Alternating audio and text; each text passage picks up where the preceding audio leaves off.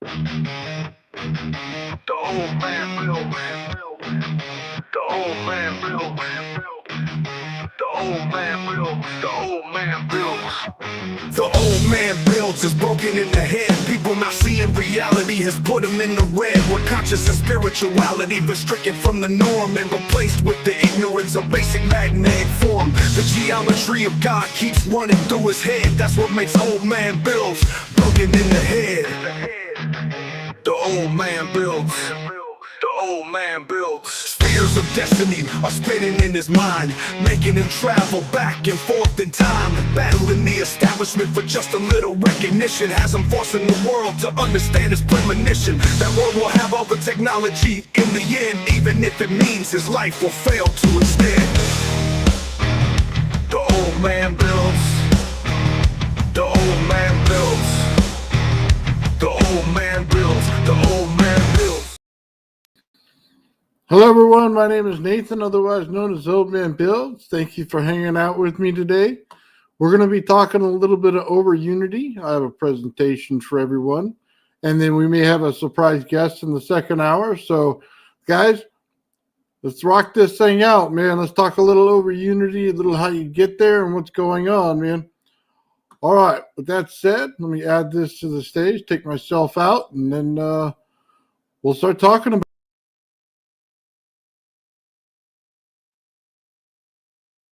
I want to talk to you guys today about over Unity. A lot of people don't think that this can be done. I know it can. Every single part that you're going to see today is a guide in how to create that over Unity. Is it closed loop? Is it open loop? Is it a combination of both? Well, let's go ahead and get into it. We're going to be talking primarily today about our rodent wall. Now, is this thing going to do 0-point energy? No. It's only half the system. Is it going to do over Unity? Yes, it will. Now, I'm going to give you a circuit today, and we're going to get into exactly how this works. And I'm going to shoot in some clips as I do this, so that you can better see exactly what I'm talking about. All right, let's get into this. First things first, we're going to need a circuit to run this. Now, most people will tell you, let's just go ahead and build a circuit. We'll build a Joule Thief, run it on positive energy through it, and it's going to work out fine. The first thing you need to learn in this whole system is that doesn't work. That is going to have loss in the system immediately because all of the parts heat up in the Joule Thief circuit.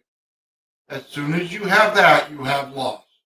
You are at a 30% loss coming out of the gate. A lot of people cannot overcome that. So why even fight it? Let's build something that's better. Let's build a cold circuit. Let's do things where we can make the circuit take less out of the heat that is produced. And let's even see if we can't get those circuits to cool down in the process. Let's take a look at the circuit. Flip this thing around.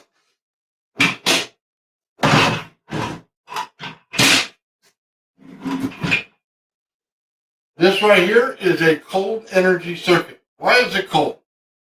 Well, the idea is to run it through the negative, not push it through the positive. As you look at this, you're going to tell me some of these things are backward on these diodes. You're also not going to find one resistor in here. So let's get to what it does, not what it doesn't do. This right here is our negative, not our positive. This is where a lot of people get messed up. Hot energy circuit, this would normally be a positive. Instead, it's our negative. What are we trying to do? We're not trying to push into this coil. That's not it at all. I'm going to create a hot draw right here. This draw is going to want to pull in my negative. It's going to tell the circuit right then and there, I'm the hot, I'm over here, pull to me. Now, this goes through here,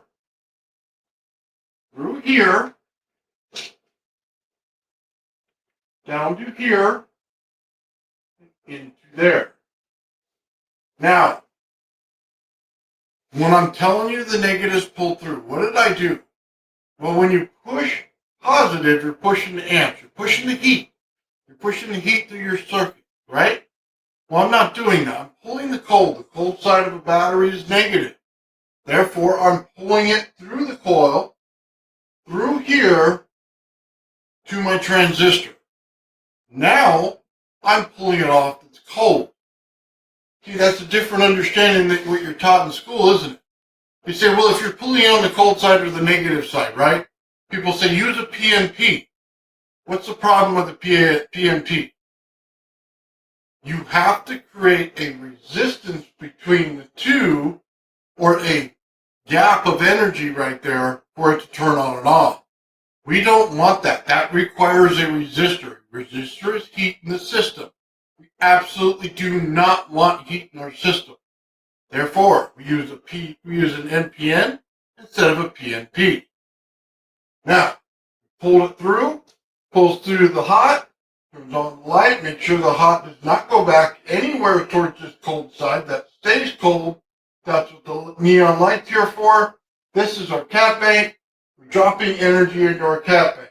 We're also running it back to our positive. Here's the thing. As you run this energy, you're running it back to the battery. That's not well understood. Why would you run it back to the battery?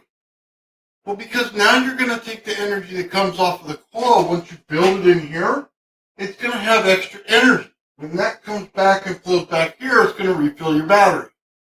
We have just created a loop system, yes, loop, that has an open value right here. You said, well, why is that open value? Well, that's what we're going to get into next. So now that we have the circuit, and I will link in the description a full breakdown of this circuit, but we have the general idea of what we're doing. We could put any frequency we want into it with a frequency generator or signal generator right here. We have our coil. We have our system. We know it's pulling back here and refilling the battery. We know that we pull the cold through the whole system. Now let's flip this over.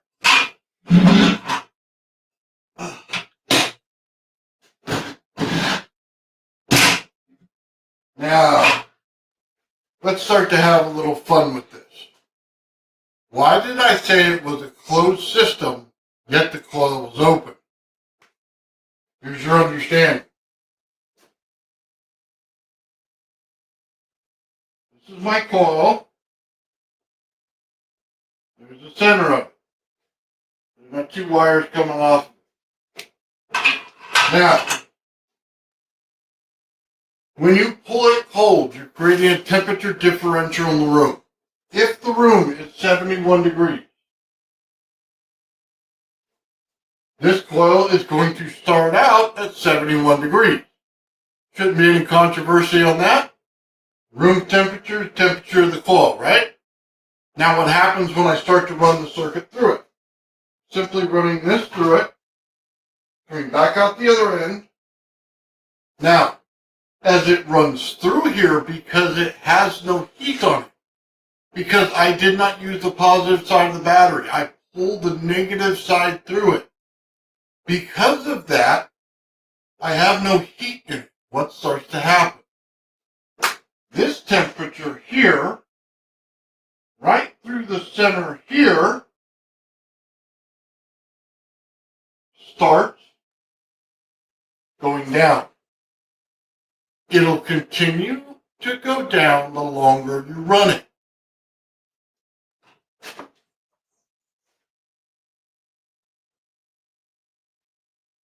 Now, you say, well, when it gets to 71 degrees here and 67 degrees here, what starts to happen in your room? Well, it's a pretty simple understanding to a system. The room itself starts to interact with your coil. It doesn't like that it's a different temperature than the room itself. Therefore, the 71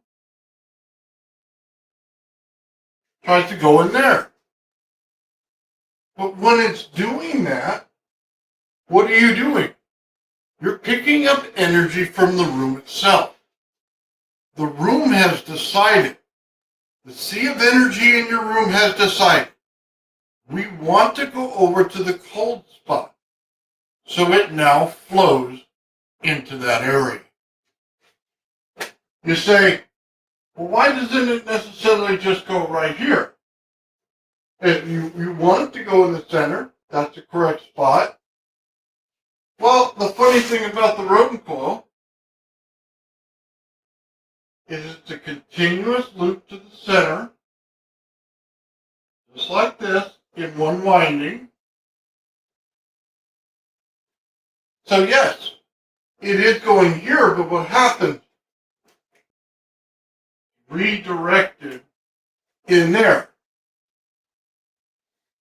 You see, the rodent coil itself is the image of energy flowing through a coil. When you put it into the coil and build it that same way, the energy flow pattern is already set.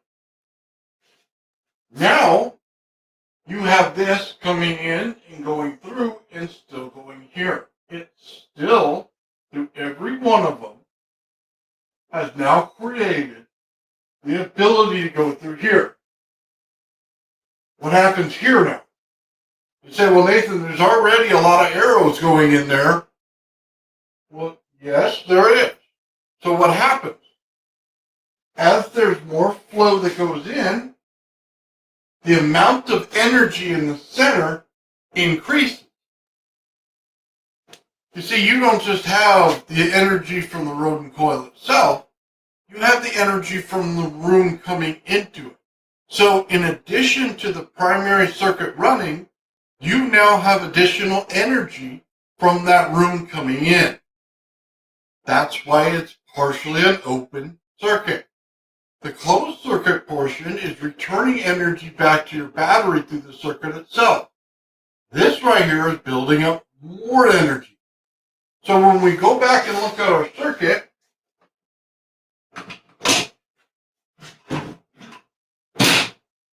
you remember here, we're bringing it back right there to the positive. Now that this is increased, so if this started out at 10 volts, we should now get 20 volts if you picked up the room properly. It goes back into the system. 10 volts goes here to the cap, while you have a percentage loss at 9 volts going back in there. Now, why do I say it's 9 volts? Anything running through any system that goes through anything, including diodes, will have a loss to it. We're just saying that it's going to drop a little bit, but not all of it. And your cap bank over here is going to take most of the energy out. Now, that's a cool system. We just created a way to make unity in the system and to get a little bit of extra energy. So you could say I'm 110, 120% to unity, if you built it that way. And that'd be all right. But that's not what we want to do here. You see, there's a reason there's a signal generator here. You know, you could put just about any frequency. The frequency here, the exact timing that this switches could be your frequency. But that's not what we wanted. You see, we wanted a signal generator in here because we want to control the frequency. Let's go back to the coil.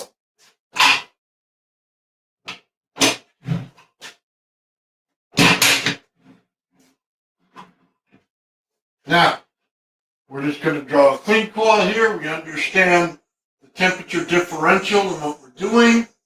We understand why we're doing it. We're doing it because it draws in more energy.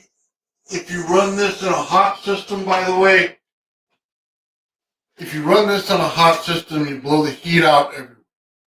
That should be pretty well known. Its history says it's a loss. Blowing it out, wasting it. We're not doing that. We're confining the energy. We're pulling in the heat from the room into it. It's a difference in understanding, but it's one you'll have to have. Now, let's draw this coil again.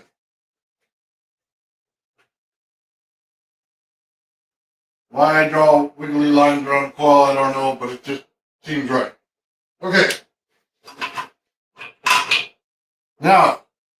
we need to do with the signal generator? And what do we need to do to this coil to improve this circuit? You see, I only drew one side of the rodent coil. So let's draw the other now. You see, here's our one. This is our first one. The other one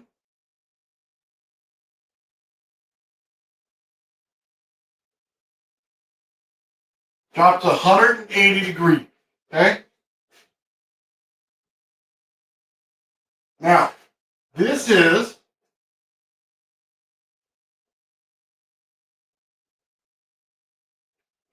out of phase to the other rodent coil winding. Why is that important? Well, because now we're going to start to play with it. See, rodent build it all as one, but your mind has to be able to separate it as two separate entities. If you can do that, then this makes sense. 180 degrees out of phase. We want to put our frequency in here, and we want this coil right here on this side to resonate with the one that's on this side. Why would we want to resonate something? Comes to a very simple understanding of a Tesla coil. If you take your primary Tesla coil and start it, and take a number 2 coil only, with nothing attached to it, but put it next to that primary running Tesla coil, that frequency itself, if it matches that number 2 coil sitting right there, will make that number 2 coil turn on. It'll start to produce plasma out of both sides. It will have a vortex going up, a vortex going down, and a null zone in the center.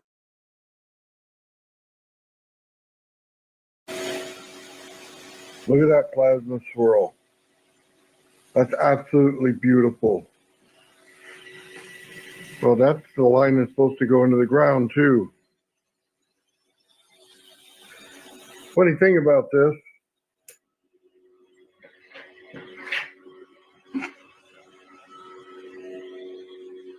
is this secondary Tesla coil isn't attached to anything. It just resonates based on this one here.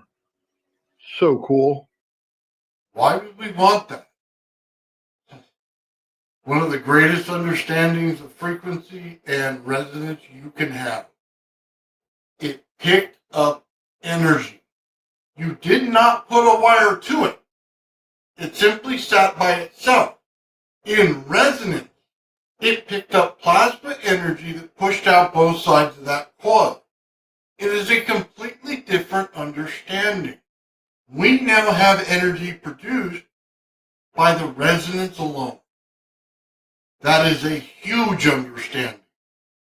Now we put it into a circuit that's already doing good. We already got it past the heat hurdle. Now we're on to, can we resonate this thing?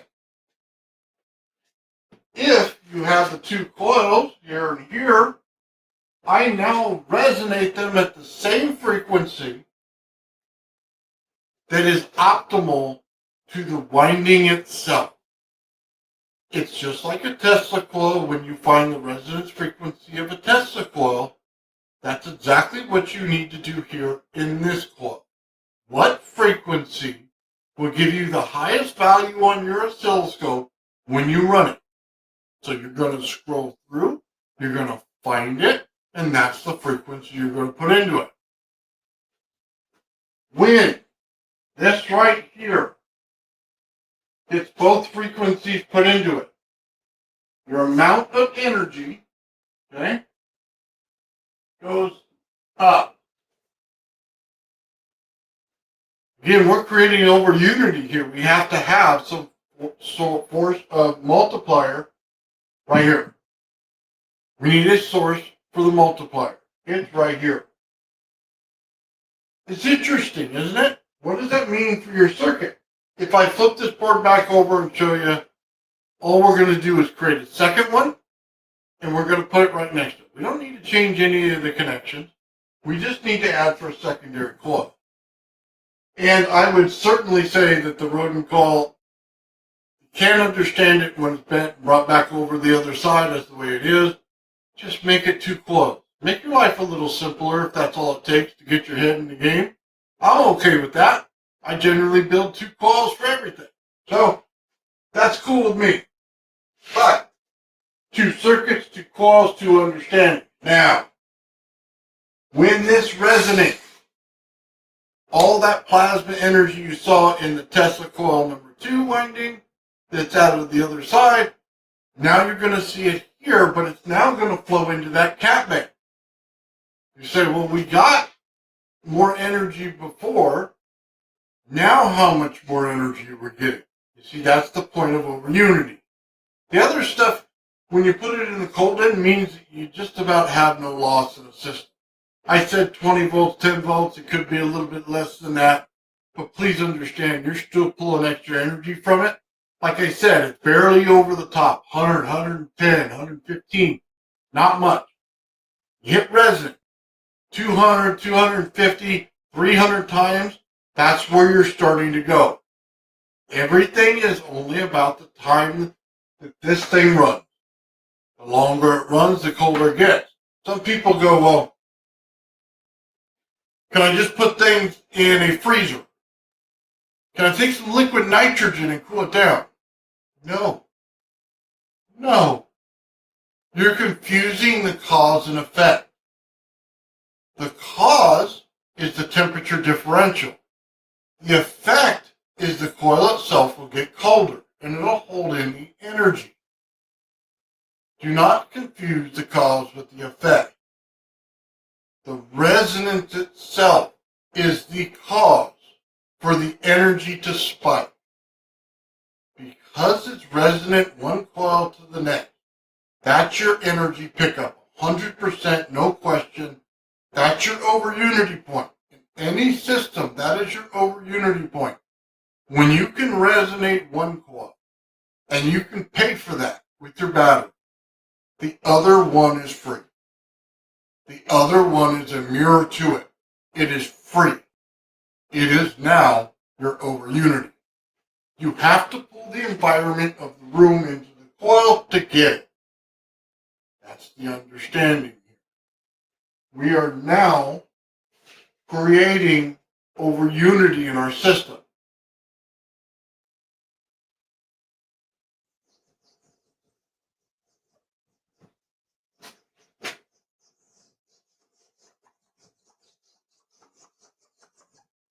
I did a test a little while back, and I wanted to see if every coil that I had could do it. And I just used 2. I go, well, let's take the rodent coil, and everybody loves the pancake coil, bipolar pancake coil. So I said, can I just put a known cold energy into one of those systems? And can I get that to retain the energy in it? Pretty simple question, right? So I said, I'm going to take a Tesla coil and put the rod down the center. I know that that is cold. I know it's working on the cold side of a Tesla coil. Okay. Let's find out if it is the cold side. Based on what we know of pulling the energy into the room, is it going to be? So as I did this test, very simply, I put the wire down the center of the Tesla coil and hooked it to one connection on the road coil. Then, once it filled up for a few minutes, I pulled the wire out of the top of the Tesla coil. Normally, everything shuts off. If you pulled a hot circuit, everything would shut off. It would not retain energy. In this system, because there was a temperature differential, until the center temperature got back to room temperature, it retained energy. Absolutely amazing. The wire's in. We now have the coil turning it on. Pull the wire out. You can see it dims a little bit, and it'll start to dim until it goes out.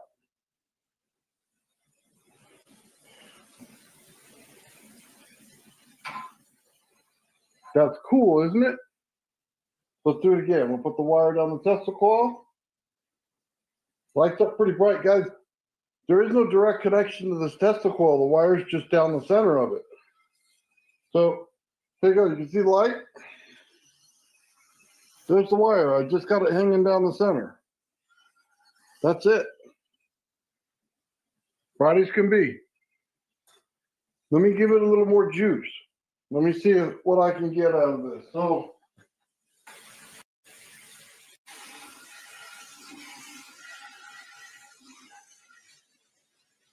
I'm getting that light bulb. I'm not getting the other ones. Again, there's your wire.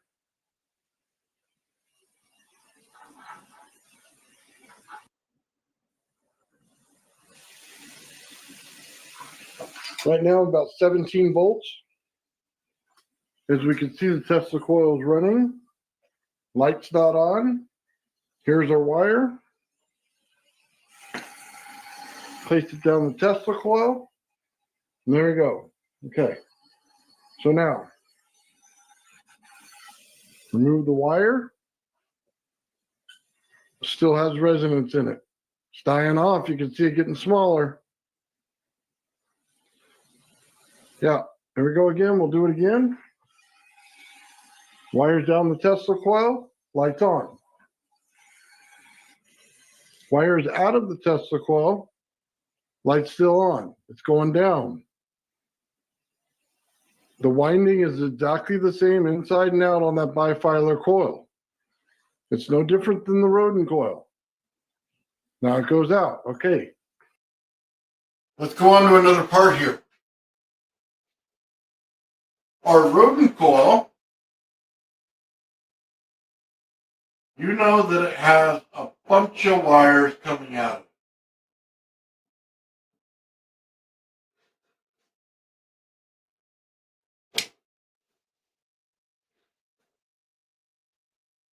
Do they all need to go to your circuit?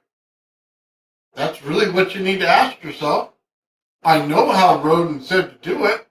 I know that they said to put them all together. But the answer is no. It doesn't. You see, not everything has to go back in the same way. One of the reasons that they use a joule thief circuit on any of this stuff is because you're saturating this coil. You see, not a lot of people understand saturation. Let's do it in this way. I'm just going to do it in a pancake fashion, right? This is a pretty simple understanding, right? I'm going to build this pancake coil right here. And I'm going to pay for that. Okay? Big money. I'm just going to pay for it, right? Right here, right. Electrical fields will be produced out of this.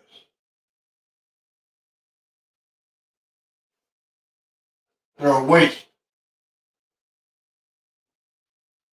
Let me make you understand that. They're an absolute waste of energy until you utilize them.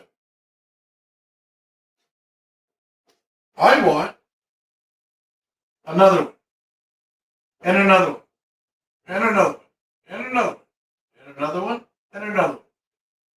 Until I get to the point where I cannot pull any more energy out of one of those.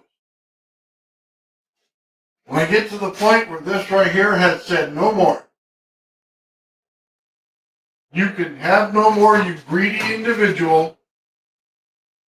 You can have no more energy. That's the max I'm going to give you. Okay. I'm all right with that. 1, 2, 3, 4. Now I have 4 more coils that were energized by my original coil. Oh, hold on. What's going on there? I just used what it gave me. I didn't try to change it. I just made sure saturation of this field meant that I can put in more pancake coils in order to get more energy out. I didn't change any law of anything. You see, That's the open part of the system right there. You've created the field with the paid part, the loop system. The unpaid part is the part that you take away from every part of it that it'll give you in that system. Every bit of value that magnetics gave you, now you're taking it back. That's how you start to understand over unity. I want more. I just keep wanting more. You give it all to me. I'm greedy. I want all of it. And you can't have any of it back. Take it. I put it in my cap bank. Now I own it. I own this for free. I did pay for this. Fairly easy understanding. So what do you do with the rodent coil? Do all the windings need to go in there and return back in the circuit? Or can I start cap banking? See, the point of saturation means that every wire in that coil is saturated with energy. That magnetic field is all over that coil. You cannot erase it. You cannot change it. Once the circuit's on it, it's in there. Now, how many times can I pull it before it tells me no more? That's the point where you get more energy out. Over unity itself is an understanding of energy flow. If you push positive energy through your system, you get hysteresis and you'll heat things up, and you won't have it. You can get close to back to unity, but you'll never have the efficiency you need. If you pull the cold through the circuit, now you're playing in a lot more dimensions. Now you're not just playing with the circuit itself, you're playing with the coil itself. You're playing with the temperature in the room itself.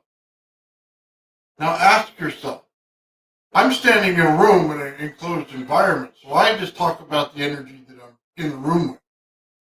If I take it outside, I have the whole world at my disposal for the energy. The energy is a sea of energy. Tesla told you that. He also told you to resonate things, to pull more energy into your system. The understanding is profound. The build is really easy. It's getting someone to understand the difference between pulling something cold through your circuit and running something hot. 99% of people will fail at this because they will continue to run the hot through the system, not knowing that you should be pulling the negative through the system. You don't want resistors. You don't want heat barriers. You don't want anything like that. In cold energy, anything that comes from the negative part, you simply want a draw, which is something that has a little bit of heat to it. And then you want to go into a cap bank right after that. There's plenty of ways to change this once you fill up your cap bank into any kind of energy you want. You can convert it to AC, to DC, anything you'd like. Okay? World is your oyster. I'm not going to stop you from any of that. Please do it. What I am telling you, though, is you want to build in the return in the circuit. You want to create the energy in the circuit as it goes. You want to resonate it, and you want to take heat out of the equation and bring cold into the equation. The second you can understand this circuit as it gets colder in your room, you have the understanding of over unity. For those who continue to run it hot, I'm sorry. You failed. You have to start over until you start to learn your lesson. Put it in cold first, or negative, however you want to preference it, and let's get this party started. That said, have a great day. Oh, man. What's going on, everyone? So, all right. Everybody in the chat talking, man. So, beginning of the video, in case you missed it, we talked about the circuit. We talked about looping back to the battery so that we can fill the battery as we pull the negative through the circuit. there is a neon light that goes on in that circuit itself so that it can pull the energy through. Usually we use the negative from the ground, which you still can do through the cap bank, but we use that neon light in order to pull the energy to the circuit because it needs a hot draw in order to do it. The amount of energy gives you a little bit of a loss. We understand that, but it also does not allow the cold part of the circuit to become hot. That's one of the best things about it, guys. Guys, this is so cool, man, because it's got a circuit to it. You've got a coil to it. Dude, you guys have everything you need to pull this thing through. All you need to do is just take the time to resonate it. And that's it. Find the resonance values, like a Tesla coil. Run it in there, see what the frequencies are, scroll through radio frequency until you hit the spike, then resonate it. Get that other one to resonate with it. Guys, in the rolling coil, it's great. There's so many little lines to pull off of there. You can pull it all day, man, until it tells you no. I mean, why not? Why would I want to just shove it all back to the battery? Heck no. I want that power. I'll put it in a cap bank, okay? All you have to do is convert the energy afterward. That's it. Full bridge rectifier, man, right? Coming right out of the cap bank. That's it. Don't put it in before. Put it in afterward. That cap bank will fill up with any type of energy you got, man, and it'll start to load that system of caps. That's the cool part, man. So, yeah, we're going to get a lot more energy out of that, and you're going to get over unity. If you put hot energy in from the beginning, you run it, push that positive through your circuit, don't bother building it. Just don't bother. You know, you may get back to unity eventually, but there's 30% you threw on the ground because you didn't realize what you're doing. I'm trying to tell you honestly now, I gave you the circuit. Just do it the way I said. That's it. There's no getting around it. That's over unity. So, yeah, the heat, by the way, only in the caps. Only in the caps. You want to just basically from that draw to the cap. Very short possible. You're putting also the hot side in that circuit back to the positive of the battery. Every time this circuit runs, it pulls back to the battery and recharges the battery. Eventually, will the battery go down? Yeah. But how much did you pull out in the cap bank in the meantime? I mean, you got to equivalent the two. If you're pulling a ton of energy out and you say, well, my battery's going down a little bit. Well, okay. Well, how much did you pull out? How much did you use? How many motors did you run based on that power? Well, if you wanted to go a little better, shave a little bit off the cap bank, run a couple extra caps back to the positive, and you're good to go. Not really a hard thing to figure out. I mean, once you understand, you know, cold energy works on a draw, it basically like a signal, a load. Yeah, you just need something that has a little bit of heat in it so that the cold will go to it, so that it creates that loop. That's it. So, yeah, what's up, Joe? Man, yeah, I'm kind of excited, man. This, you see, I was able to write today. My hand's still swollen. You probably saw that.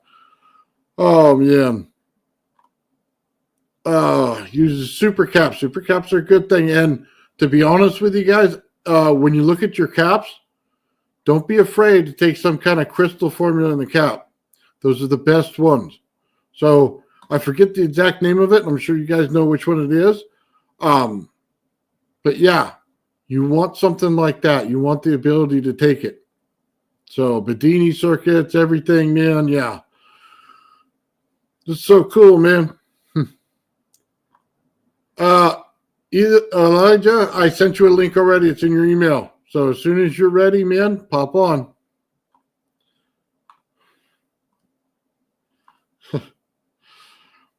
Yeah, by the way, I thank you for reminding me with that. The circuit itself in this is Gerald's circuit.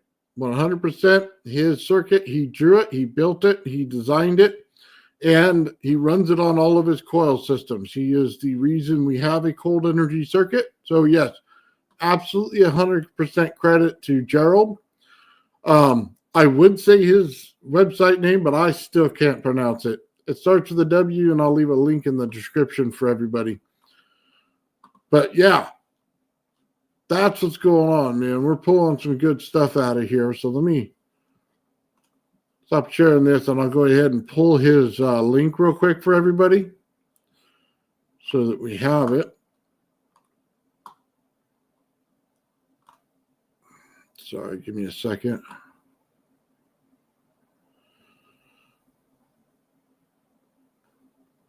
Oh, man.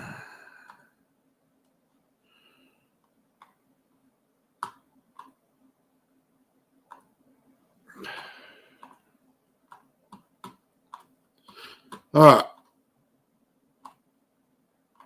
There's the link to Gerald's channel right there. Just so everybody has it, you guys can go over there and check him out. And he's got the circuit on the channel as well. Yeah, Gerald's awesome. Let's see. With the rodent. Okay, probably in the middle of a conversation. We're talking to Elijah today. Oh, here he comes, man. All right. Hope you're ready. What's going on, man? Oh, we can't hear you. Can't hear you right now. Your mic's not on.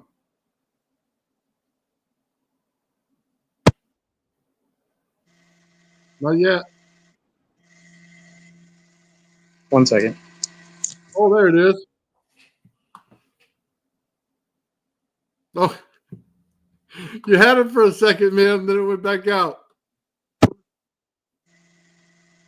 How's that? Oh, there you go. That's it. Okay, I can't wear this. Sorry, it's kind of noisy in here. It's all right, man. How do I flip this camera? You on your cell phone? Yeah, it's all I have right here. Okay, there should be a little button. Trying to figure there. it out on the fly. It's not a problem, man. 1 second. I appreciate you coming on at the last minute. No problem. Oh, shoot.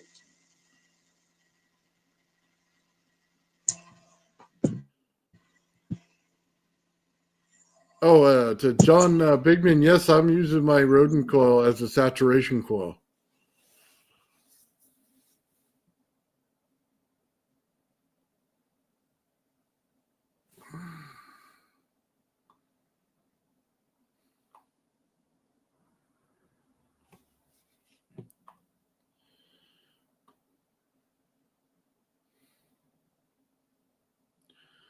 Oh, man. Now, hopefully he gets it flipped around and gets it all straightened out. Yeah, some of those phones, man, if you don't have a newer one or something, they don't have that button. You could just hit them to flip them. So mine doesn't have it. Of course, then again, I'm an old dinosaur. So Gerald uses a geometry coil, John. And it's really cool. Oh, he just popped back out. Yeah. Gerald runs a geometry coil for his stuff, and it runs a hair bit different, but not much. And as far as the circuit goes and everything, the circuit's same. But what his actually does is much different. Yeah.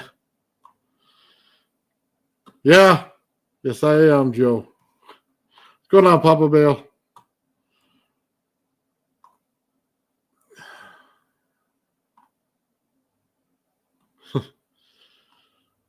All right, man. We'll wait for Elijah to come back. He's got what he said. He's got a bedini circuit that's been running for a day or two right now. He's got it up on his webpage. You know, I'll go ahead and pull that and put it in the chat real quick.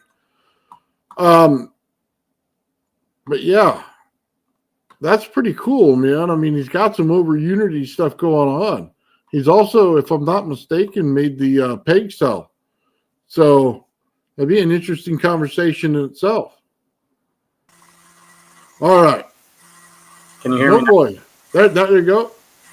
Say it again. Say again. Okay, perfect. Sweet. So this is a little awkward. My phone just went to 0% all of a sudden, so I don't think they want you to know. Oh, nice. So it'll be awkward to film here, but I'll try. So shout out to Tintron. I learned about this mech from his channel. I found his channel from Heliarch. And so I also got this bedini motor, as you can see, from K Energy. And then I put this crystal here just as a like resonator to amplify any vibrations that are coming off the table. So I'll just go through it a little bit and you can tell me how you think it works and everything. But we're running for over a day now on batteries that are showing -1 volt.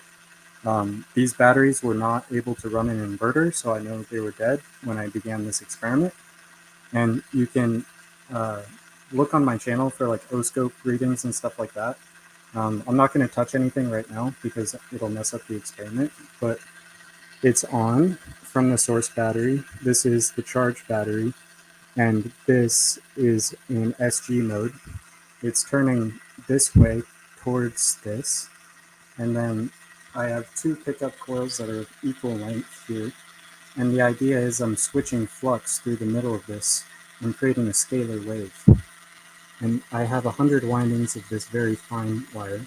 This bar is 1 inch by 1 inch, and it's a quarter of the secondary of 100, or I think a single phase transformer.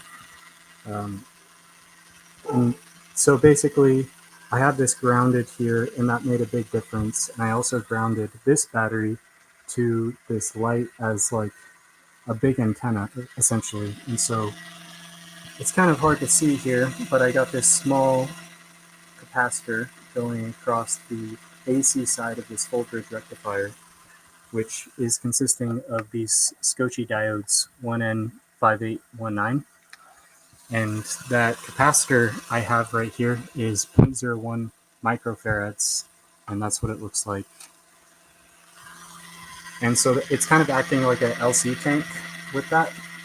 And then I'm also smoothing extra vibrations with this 25 volt 100 microfarad cap. And this is going to a boost converter MT3608. And I have the output coming together from this coil and this coil, because this is the same full bridge rectifier setup, but the caps are a little bit different. And so I'm using these caps right here. So this one is 100 volt, 1 microfarad. And then this one is 50 volt, 10 microfarad. And then I'm using 100 microfarad, 50 volts, I believe, as the smoothing caps. Or sorry, that's a 100 volt, 1 microfarad. And then I'm basically coupling these voltage spikes between the battery to get them to ring with this 350 volt spark gap in this tube. And so no current really goes through this, but it's sending those transient fields through there because this is oscillating with this bedini motor. And so I'm getting this to ring with this, and this is ringing with this. And essentially I'm picking up the transient fields in these capacitors and converting it to real usable energy. And this is just here, just to sit here and hopefully amplify some energy, but it's not connected. And yeah, this thing is completely dead. This is not connected to anything live, right? It's just ground. And it definitely influences and changes with different fields and coils and things in the environment. So if I move across the room and if I get nervous or calm or different things, it'll change. If I add this or take it away, it'll change. So it just naturally will come into its own resonant state based off of its environment. I didn't even tune or calculate the length of these wires. I just made sure this wire is equal length with this wire. And I just made sure it's configured in such a way that I'm switching flux to make basically a scalar wave. And so it's kind of hard to see on that whiteboard over there. You can't see it.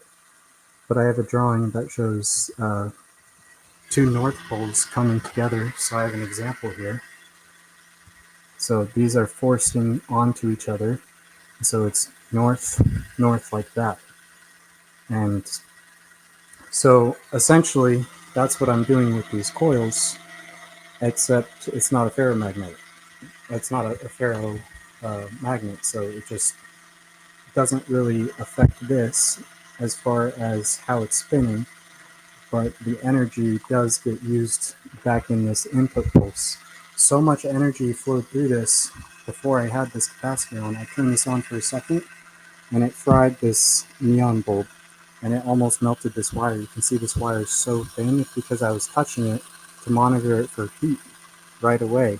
And I instantly switched off and it almost caught fire. It was smoking and everything. So these caps really helped control that energy because it was going into a positive feedback loop. It was going to destroy itself. Oh. Yeah, do you have any questions? Man, I got about a million questions. You work with Timtron on that, the two wires on the top right there with the, is that iron ferrite core? Yeah, so this is a laminated iron ferrite core that's 1 inch by 1 inch. It's a quarter of the secondary coming out of a single phase transformer.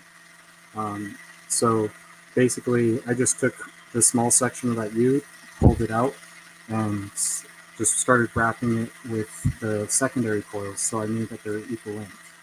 And So, I didn't are work you, with him. I just looked at his YouTube and oh, just okay. sent it. Timtron's awesome. I had a chance to talk to him, man. He is super smart. That gauge on that wire, is it 20 gauge? I'm not sure because I salvaged it. I didn't buy it, but it's pretty thick. Okay. Maybe a little thicker than 20. I couldn't tell you. I could maybe get a caliper out and email you later. Oh, yeah, it's okay. I'm curious. And then the bedini motor. So, what's your thoughts on how the bedini motor is affecting the rest of the circuit? Yeah. So it's a major part of it. So I'm basically using it as a pulse width modulation electromagnetically. So I'm using the coil pulse width modulation to make AC flux because just touching this ferrite changes the waveform because it creates a flux of a hematite pulse going back and forth. Mm-hmm. And so essentially no current is flowing through this that I measured, but it's still pushing those high voltage waves. And also there's this back EMF collapse in this core. There's welding rod packed in there. And so that's obviously interacting with the neodymium magnets, and there's this thing called the Ward force, and so there's this magnetic switching going on with the back EMF of the coil. And so I'm not totally sure how it fully works, but I have more details here. And essentially, we're using this MOSFET here, Toshiba 2SC 5200. That's a And good one. this is from the K Energy store, so you can let him know that I sent you over there. He might give you a discount or something like that. And then this is the schematic, so it's not too hard. There's all the details right here. That's beautiful. That's 3D printed, right? He 3D printed it for you? Yep. So I bought this whole motor as a kit already built. So he built this for me. That's 450 lines on my primary coil of that bedini motor, and it's bifilar. Or bifilar in the sense that it's a small wire and then a larger wire on top of it. So they're not twisted together, but they act bifilar still. Okay, so everybody can see that right underneath the wheel that there's a coil underneath. That's what we were just talking about right there. Yep. And so there's a little bulb here that indicates current. Basically, if there's too much going through it, it'll light up. And then this other bulb indicates voltage, electrostatics, right? So that's burnt up right now, but yet it's still running. And I've been running over a day. batteries that are measuring, once again, -1 volt each. And when I have this not running, basically my output here is still -0.1 volts. So Okay. it's scaling it by 10 times when it's on, and that's in the DC oscillations. And the AC oscillations are centered on 0, but it still makes displacement current. You can see standing waves that are almost marching along, and as you phase shift, um, you can see that phase shift as you change the duration. Excuse me. And so I was changing the duration. You can actually see a fractal geometry on the O-scope of these subharmonics of multi-frequencies. So I'm playing with multiple frequencies here because it's reacting with the environment. So I learned that from John Hutchinson, but I'm not even using radio equipment. I just figured it out from basically watching Timtron do his thing, and I was like connecting the dots between them. Yeah. And essentially, I learned from Joel Legace, this LC tank stuff with this capacitor across this full bridge rectifier. So I learned that from him, and so it was a culmination coming together. Very cool, man. That's amazing. That's a lot of work to go into that thing, man. You did a very good job. Thank you. It took me a few days once I put my mind to it and I thought about it. Like John Hutchinson said, don't do math, just think about it, see it. Once I had all the parts manifested, I was like, I want to try this.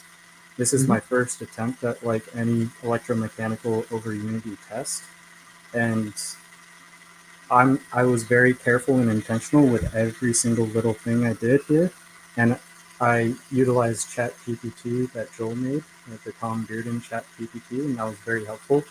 Um, it'll play dumb if you let it, but if you let it know what's up and you force it into a corner, it will help you and it will be on your team. But if you don't know what you're doing and you don't guide it in the right way, it's still gonna kind of be a dumb rock. But what it's really helpful for is like, hey, I got like these random components I salvaged. I like these ideas from these people. We can talk about it and try to figure out what components are best to work with those ideas. And so it was really helpful for me because the computer can just boom know all the specs of all these parts. And, I'd have to look at each one of these and like try to like compare each one on a spreadsheet basically, Yeah. and that does that all for me with just asking a question. And so that really made this build process enjoyable to the point where it felt like I had a friend along the way to motivate me. And you guys motivated me too, because you guys were here the whole time and, telling me, just build something, build something. I'm like, I just need stuff. I want to build so many things. I have so many ideas. Um, but I meditated and I manifested certain things that I could use. And so now I'm using them. And I hope to manifest more things. Oh man, that's so awesome that you said that, man. We've been working hard on the channel to show every inventor out there, man, and what they're doing, and then the whole thing about just meditating and manifesting and getting your mind wrapped around it, dude, that's amazing. So let me ask you, those batteries, they started out with no charge on them whatsoever? Okay, so I am messing with solar, and so I've been making my own solar chargers and playing around with like uh, using them as a battery bank and stuff. So I've been charging these batteries with solar and then using them for various experiments and like making circuits and stuff and powering those circuits. And so initially I had charged this with solar. And so this one was at 14.6 volts and this one was at 12 volts. So the idea was, I'm going to charge this one up using this one and balance them a little bit in the process of me doing my testing.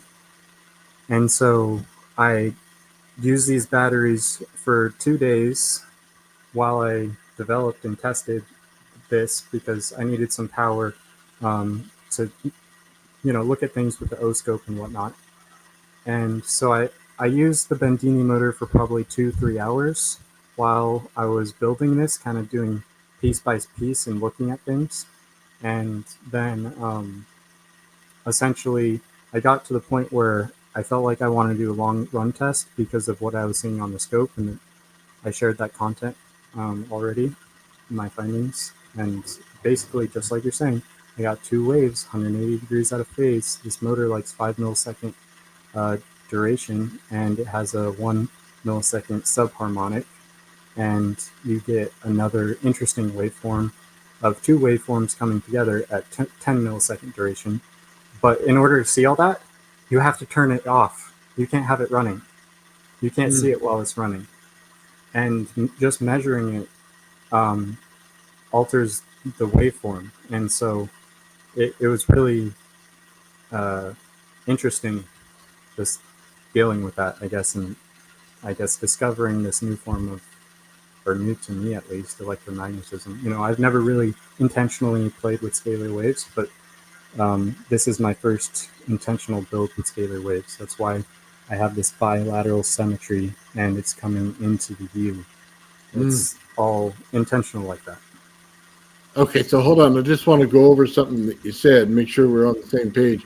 Your bedini motor puts out the energy through the magnets, and then the two coils pick it up, but they're picking it up 180 degrees out of phase. So it's their one turning on a ring, and then the other one rings, and then you're going back and forth, right? Yeah, but I'm actually ringing with the batteries as well, because the batteries are acting similar to the capacitors in a sense. I found that the batteries are definitely ringing, and that is playing a part. And where I Right. measured was from this wire to this ground, and also different grounds. But essentially, my common output from my meg is where I generally measuring from. And so, out of this, yes, I'm seeing during the 5 millisecond duration and various subharmonics of durations. Um, Definite 180 degrees out of phase. And this thing, you know, picked up a little bit of energy and noise when I added this big crystal to it. Had to adjust with the environment. I organized and moved some wires out of the way before this, you know, cleaning up for you guys. And that made some chatter and noise as well. And before I even built all this, you know, I knew I was onto something because just touching this core, you know, picked up my body fluctuations and was amplifying them and creating a negative DC bias. So all those DC waves they're all negative. None of them are positive. I was able one time to start to get like vertical spikes going above the zero line, messing with it, but it sounded like that was destabilizing it and not very good. So I stopped messing with it like that because that was me using the O-scope touching different spots. Yeah, that positive energy ruins the cold energy circuit. It's a bad thing in there until you get it into the battery. If it's in the battery, it's fine, but yeah, you don't want it anywhere else. Yeah, it was definite hot energy until I added these smoothing caps and this spark gap here. So the spark gap allowed this battery to ring with this one and oscillate together, which was good because this is branching together. And so that was the key to create energy that wasn't destructive. Absolutely awesome that you say that, man. I try so hard to tell people that. Oh man, let's talk about that little crystal there, that big crystal, I should say. All right, so you say you're dealing with the capacitance in the room. So when I come near my Tesla coils, the frequency of them changes a bit. Is that the same type of effect that you're getting with that crystal? I guess so. I think it's a little bit more than that because it's a piezoelectric and it's sitting on the table that's vibrating with the motor. So the motor's on the same material, and when I touch this, I definitely feel a pretty stable and large vibration coming off that. And the vibration gets bigger when I added these crystals. You'd think, oh, this is a solid mass on this glass that's vibrating, and this is going to act as a dampener. No, it did not. It did not dampen it at all. It feels like it's just as much vibration on the table, but the sound of the motor is even louder and it's spinning maybe a little faster. It's about the same. It hasn't slowed down at all. If anything, it's picked up in speed since I started the experiment. And it's gotten colder. Everything is cold. I wish I had a temperature sensor, but this is colder than the glass, it feels like. Maybe that's just the rate of transfer in quartz, right? That's really what I'm sensing. So the batteries are cold to the touch, but not super cold. And this puts out air, but not a ton. I think I might need to replace the bearing soon. That's a good sign, man. So that crystal, do you think that you're picking up a resonance frequency inside that crystal that matches your transformer there? I think in a sense, yes, because it's picking up the environmental fields with it, and that's the whole point. So I wound this kind of like a tornado, and so I want to suck the energy in, and this wheel is a monopole, and it's already sucking energy in. And so I'm sucking more energy in is the hope, right? And so I don't know the total effect of this, but the hope is, these added vibrations, instead of dissipating as heat in the environment, maybe I can charge the surroundings just a little bit. It would be cool to experiment with wrapping that quartz and putting it on this wire, because then it's going to be pulsed really strongly right there. But then it's kind of going to also act as another pickup coil, right? And I don't know if that's going to detune the whole system. So I have to wait till this stops running, if it does stop running, to do that. So how long has it been running so far again? So the continual runtime is at almost 25 hours. So in 13 minutes, we will be at 25 hours. And the total runtime is, 2 to 3 hours more than that. During the testing phases leading up to it, that was intermittent on and off. So I've been running for a hot minute, and I plan to hopefully surpass the 32-hour mark, because these are EXP 1270 batteries, and so there's 7 amp hours each. Excuse me. Assuming they're fully charged. Let's say the source was charged and it's gonna go to the other one. K Energy said it would take 10 to 14 hours of runtime before it's depleted and done. And so we're already surpassing that, but what's interesting is I started with -1 volt on the battery, which I couldn't believe. I just kept checking over and over again. Checked it with the inverter. The light on the inverter flashes on the LED. It's this 500-watt inverter. So there's a little LED in this button. See, that's why it flashed on. There's a capacitor in there. It already had the charge. So it didn't actually turn on. I just saw the charge internal from the previous time. And so, yeah, it did not turn on. It squealed. All I saw was that little flash on the LED. And so, yeah, they were dead. And I had to get it started by hand. But it picked up speed. And once it hits a certain speed, it just takes off and then kind of slowly comes into resonance with its environment. It almost sounds like a heartbeat for a while. And then after a heartbeat phase, it just goes into a stable hum phase, which is in right now. That's beautiful. So, sorry, I'm going to go back to the batteries real quick. Since they started with no charge on them, if it continues to run, you're going to have a charge on those things. So have you checked it lately to see if there's a charge on it, or do you just not want to mess with it yet? Yeah, I don't want to mess with it yet, because that was my thinking. I was like, I want to record as much data as I can. This is amazing. I'm going to, check everything with the O-scope and, use all the tools to my disposal. And what I found was that was actually to my detriment, and it was messing it up.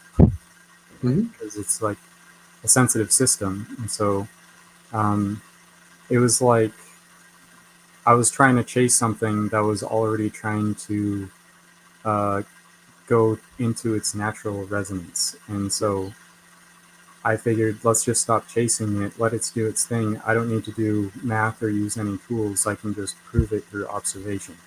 And that seems easier and simpler and also more definitive. I agree with you. I I do a lot of things through intuitive work, man, and just let the actual flow of the energy kind of fill the room. I know that sounds corny, but that's what I do. Is let it flow one to the next, one to the next. Find out which one's good, which one's bad, and remove the bad ones, keep the good ones, and try to keep my equipment as far away as I can because they usually pull power out or a drain on the system when you need that just that last little bit to get you over the edge.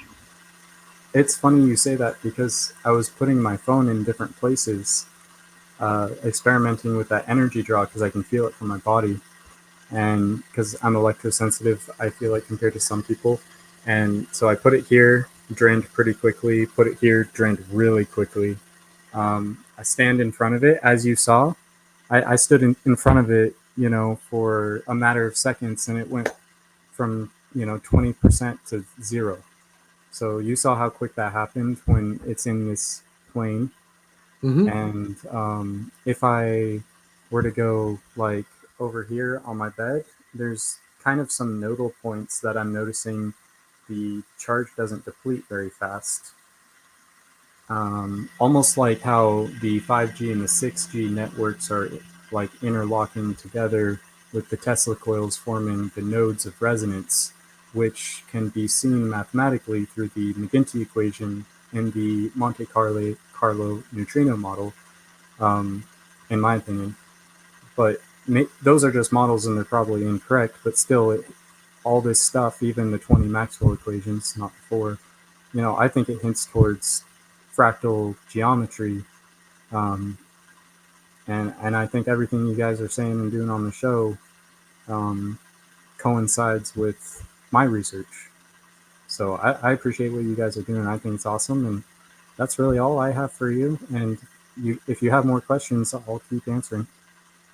I do have a question. I appreciate the kind comments, man. The question I have is: do you feel that the energy, so you have it affects everywhere you go around the room, and your battery on your phone and everything?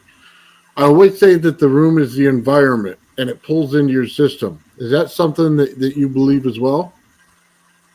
Yeah, I think, um, in school, we're taught mathematically to make a Gaussian surface in our minds, this imaginary surface of flux that goes through it. And when we draw that box, we're saying what the environment is essentially that's influencing our system and what flows in and out.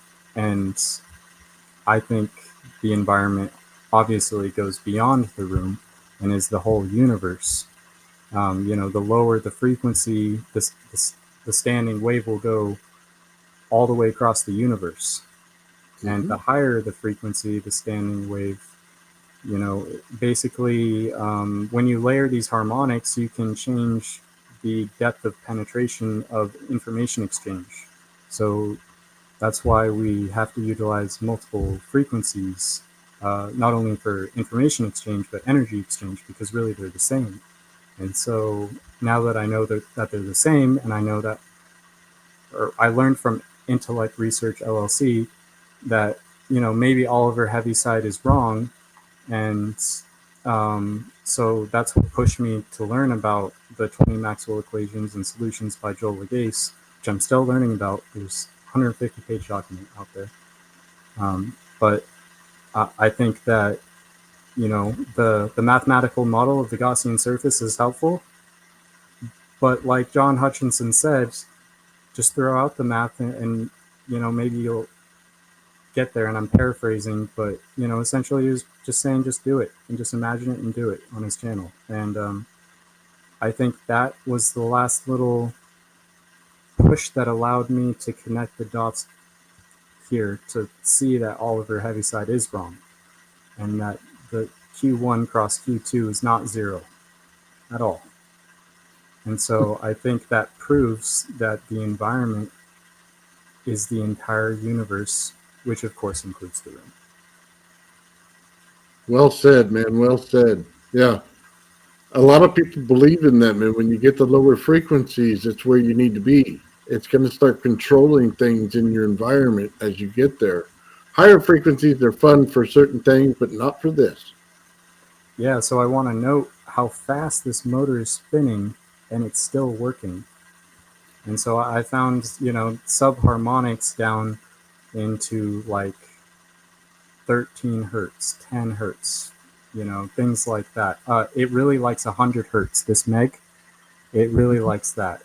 Um, so, uh, you know, take it for what it is. I'm just showing it. I'm not claiming it's over Unity yet, but I'm here to bring the sword. And I know that I've been lied to by academia and my government and my country, and I'm here to set the record straight. I've been called a flat earther in the gas upgrading industry. I'm not a flat earther. I do not believe in that. And, I'm just not going to let them walk on me. I was told that, if we develop 0 point energy and we manufacture it, we will be stopped. And, you know, I'm here to show them over my dead body. So I'll set the record straight. I'll come back to Earth as many times as it takes. God willing. Yeah. It's all God willing. So I'm not worried about it. You heard my theme song, man, when I start. Dude, Oh, yeah. I feel the same way. We're going to get it out there, brother. And your example there is absolutely a beautiful way to show it. I wanted something that people are familiar with. People know what the Bedini motor is, and the Meg is familiar enough, but mystical enough. So I figured, let's use that as a pickup coil. Let's use that flux and show the Mythbusters that they're wrong, that they're not even doing it, not even close. They didn't even try. I just made it up. I didn't even measure the wire. You know what I mean? I did this in my garage and in my room in 3 days. And I did not do any math. And I have a degree, a Bachelor of Science in Mechanical Engineering, so that helps a lot. But I'm not an electrical engineer or anything. So if I can do it, whoever's out there listening, if you just are gonna have fun tinkering with this, you will do it because you're gonna have fun. And if you have fun, you're gonna keep learning and you're gonna keep tinkering with it. And enough time's gonna go by. You're gonna know enough. You're gonna do the right things. And all the information is out there. All those names I've said, you can research them. And if you just learn from them, you're gonna get everything you need. Joel Lagace, he's the man. I really look up to that guy. Really look up to you, Nathan, too. Oh, thank you very much. Yeah, man, there's a lot of good people out there. Like you said, you mentioned a lot of them. We've all followed John Hutchinson's work. Timtron is amazing. Let me just tell you, 5 minutes in the room sitting with him, I feel like I know nothing. Okay? And then, Joe Legacy or Joe Lagance is absolutely brilliant. So, yeah, you got some good people, man. You're looking at, you're doing all the right research, man. I love the fact that you got stuff that you can order, you know what I mean, in this whole process. And Yeah. I love the fact that you got things that you just built. I tried to make it accessible enough. Core might be hard to come by, but the idea is how you switch the flux and capture the energy. And if you understand that, just like a radio, it doesn't matter how you tune in, how many tune in, you just need to tune in.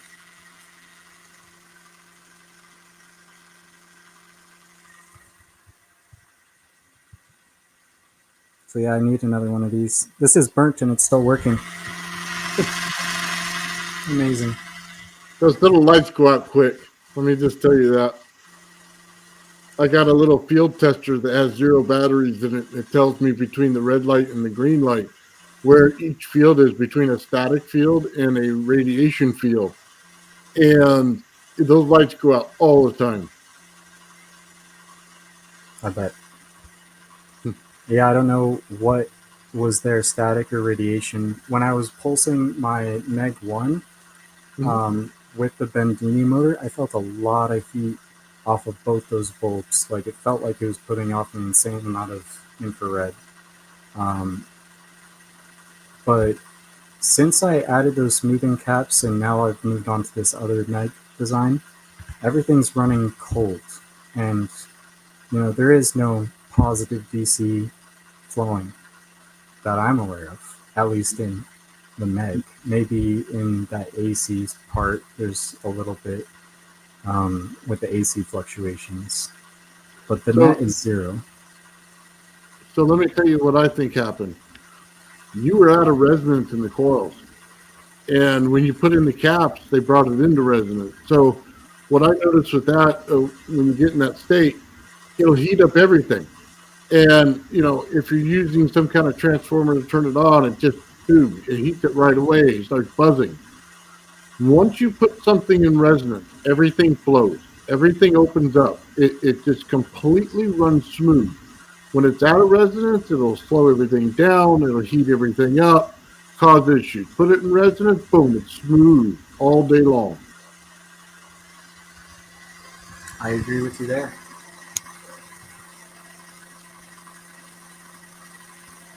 Yeah, let's take a look at that crystal. That's cool, man. Yeah, go ahead and get some close-ups, man. Everybody here on these channels, man, we love these crystals. So that's just a regular quartz crystal, right? Yeah.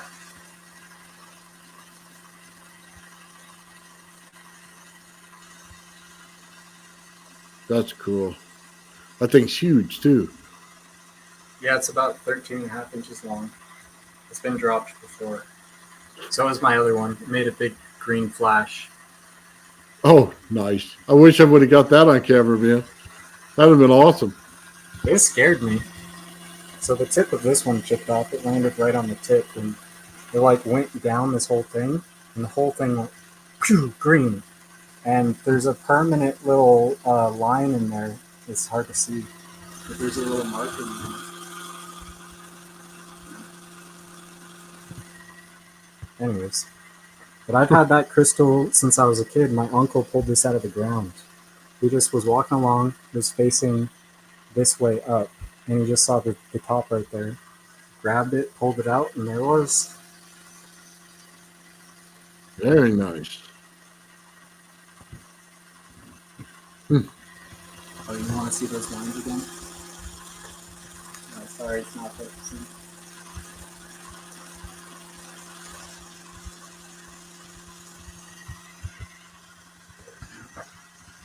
Yeah, it's interesting how there's different textures on different sides.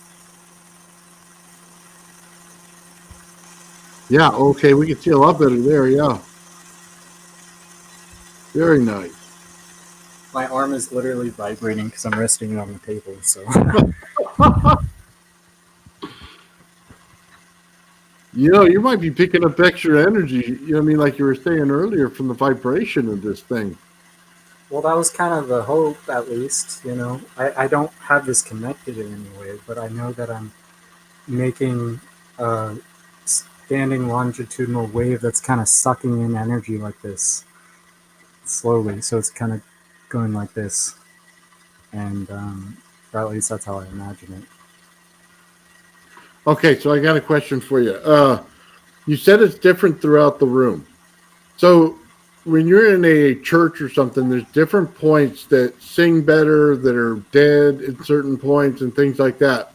Do you think that that's what's going on in your room as well? That it's finding the channels of vibration throughout the room?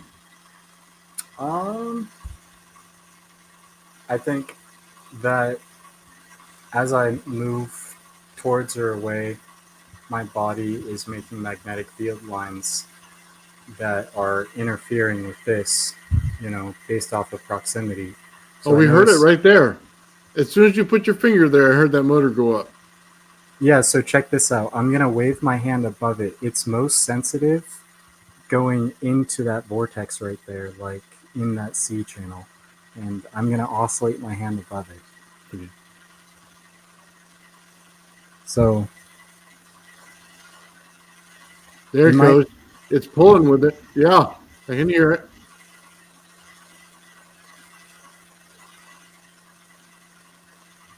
So I was measuring with my Arduino and plotting it, and I found that that was a good way to look at voltage and power and different things in real time.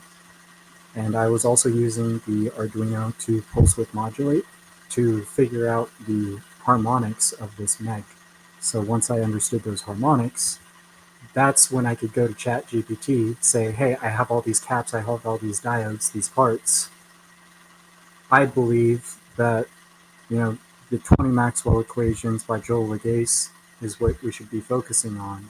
And these other things, let's prioritize simulating using that. Go write your Java code for me real quick and do some calculations for me because, you know, that's just a lot of work for me. And boom, it helps me decide which capacitor I should throw in there. And of course, I can try different ones. And I've blown some caps, and ChatGPT can get things wrong.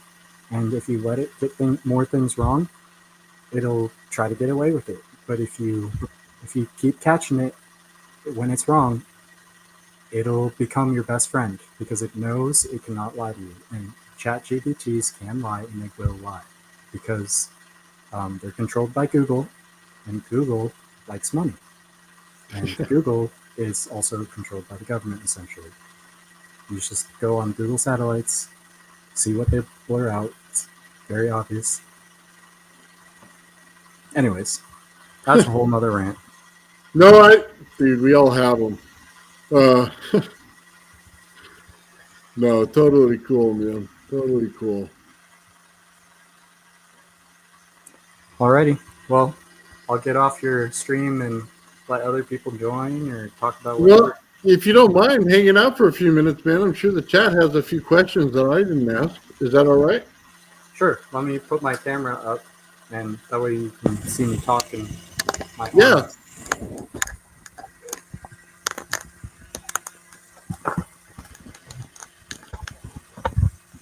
All right, chat. Ask him some questions, man. Sorry, I've never put this up. I've never used this, actually. Yeah. Okay. So William says, yeah, ChatGPT and everything, Google is government owned. Absolutely. Well, we saw that in the last 4 years. That's for sure. Here's a question right here. Okay. Can you try heating the crystal with blow dryer for the blow dryer? Yeah, I can try that. You want me to try that right now? Well, it's up to you, man. This thing's been running. I don't want to wreck your run, but if you're willing, man. So I'm willing to heat the big one up because it's farther away, not the small one that's closer because it's too close to the wires. Okay, we understood. Oh yeah, thank you. Nice. Got a little curl on the end. Awesome. So yeah, I'll go get the blow dryer. We'll try it out. I feel like it's definitely sucking in heat. You know, there's no way to confirm until I just keep doing this run test and know that it's like actually sucking in heat. But you know, negative voltage indicates that. Be right back. Nice. Sucks in heat but runs cold. Man, it sounds like something I said earlier. That's pretty cool. All right, guys. It'll take me a minute. We'll get through the questions and stuff. Let's see. So Jarvis is going to run that test for you. Okay. And let's see. And John will ask about the diagram.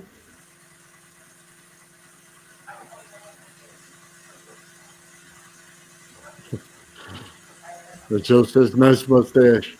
Nice. Joe said, nice mustache, man. He likes it. Dope. Straight dope. We're getting it right now. I couldn't find it. So. Oh, okay. Yeah, I got a question for you in the meantime then. Is there a diagram to what you did on your webpage, on your YouTube? There's not. I haven't built a diagram yet because I've been just doing so much testing, documentation, and video making. So I tried to document everything online and do Facebook posts and stuff like that and YouTube posts. But I definitely can make a diagram for you if that's helpful for people so they can reproduce it. Yeah, post it on your site, man, and everybody will check it out over on the YouTube because Probably got some more subscribers coming in, man. Oh, there you go. All right. We got it. All right, so let me adjust here. I'm gonna have to move the camera again. We tell you I'm sorry in advance if anything bad happens, man, but I'm looking forward to something good. Dude, I've been running a Bendini motor with -1 volts measuring on my batteries for over a day now. I don't think anything bad's happening. Okay. I mean, I slept next to it all night and like made sure that it's not messing with my body. I felt like at first it was kind of ringing with my head, and my girlfriend sensed it too. We put up with it, and now I'm not really feeling that. So I think it's in a more harmonic state. Yes. That head ringing was happening when it was having the heartbeat. Now that it's in a steady state, I literally hear it in my head like a constant ring. It sounds like, um, when you shoot a gun and your ears ring when it's too loud, but very, very quiet. It's probably activating my tetanitis a little bit, and I don't know why. But maybe it's in my head, maybe it's not. I don't know. Well, you said the bedini motor was putting off 10 hertz. That would do it. So the Bendini motor wasn't necessarily putting out 10 hertz, but I was pulsing it at many different frequencies with the pulse width modulator from the Arduino because I wanted to test with something that was low energy at first because I didn't want to hurt myself because, essentially earlier when I was playing with Meg number 1, I made some arc flashes that were like at least an inch long, and I configured things differently with capacitors and got different colors of flashes. And I also completely fried my amp meter, which maxed out at 1 amp, and it like almost melted it in an instant.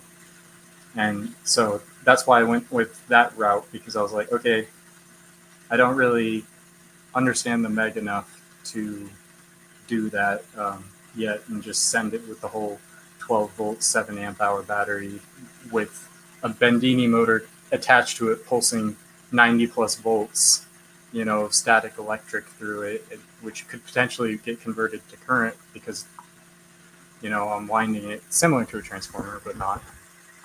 Okay, so let's adjust this camera. Here's my cat Hope.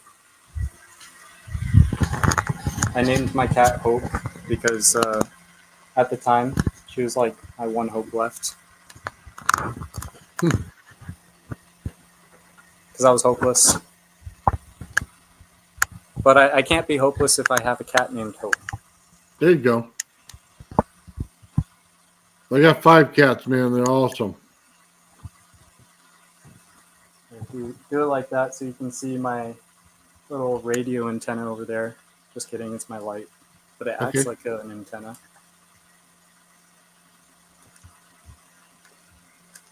Getting all tripped up here in the wires. Okay, so I'm going to start it off on hold.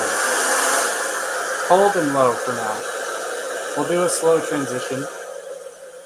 I'll turn it off every once in a while so you can hear the motor. Okay.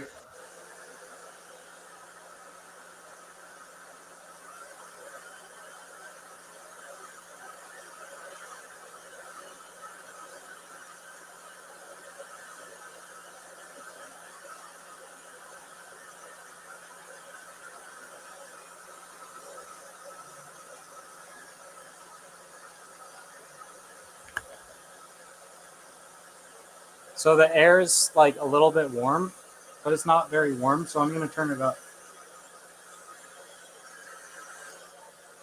So it's on turbo now with the low fan speed.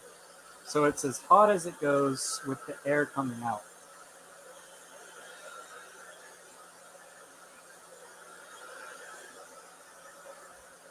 So yeah, it's coming out hot now. Let's turn it off and see.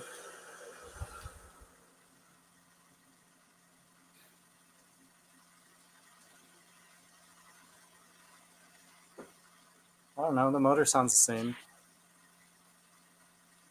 maybe a little different, basically the same.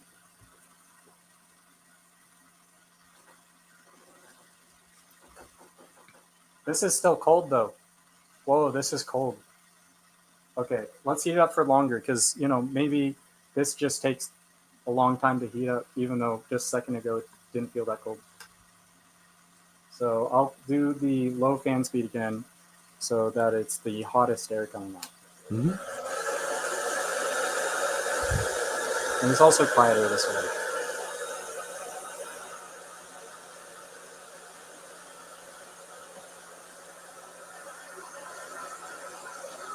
So yeah, it feels pretty hot right here. It's like uncomfortable on my hand.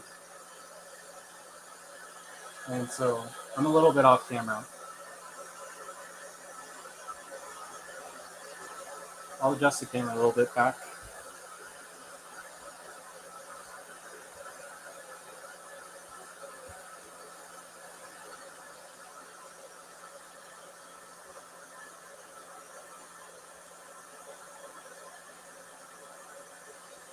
Dude, it does sound higher frequency to me too. You hear that? It's like humming now instead of like that chatter from the bearings. So I'm focusing it right on the center, and it's hot on my hand. It is not comfortable.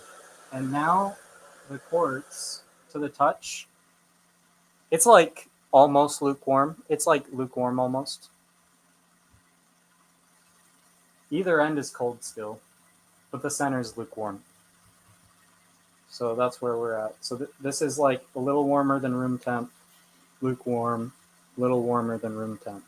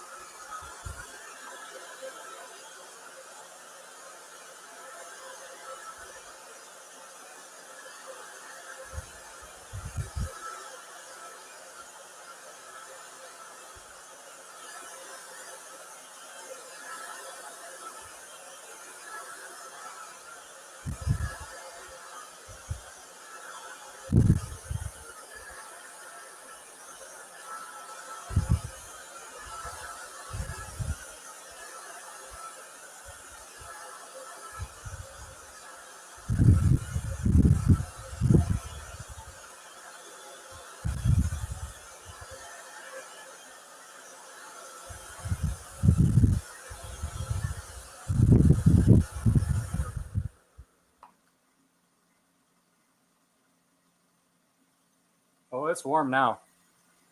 It's warm to the touch. It's not very warm, but it's noticeably warm. It's like if you were to get into a cold bathtub and you're like dissatisfied with how warm it is, but it's way warmer than lukewarm. But it's not like great, but it is very comfortable.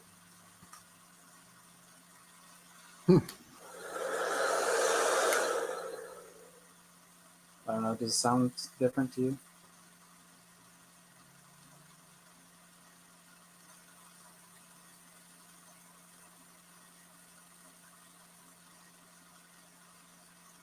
I hear it pulsing a bit.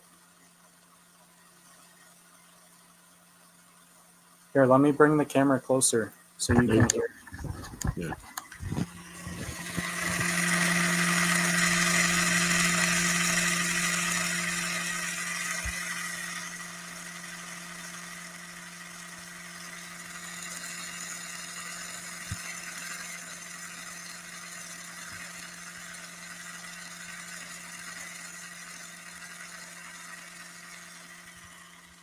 So yeah, once again, everything runs cold, including the MOSFET and the batteries.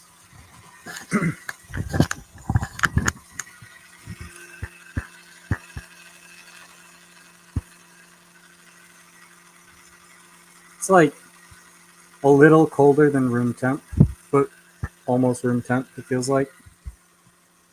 Yeah, well, that glass is now not a good sample.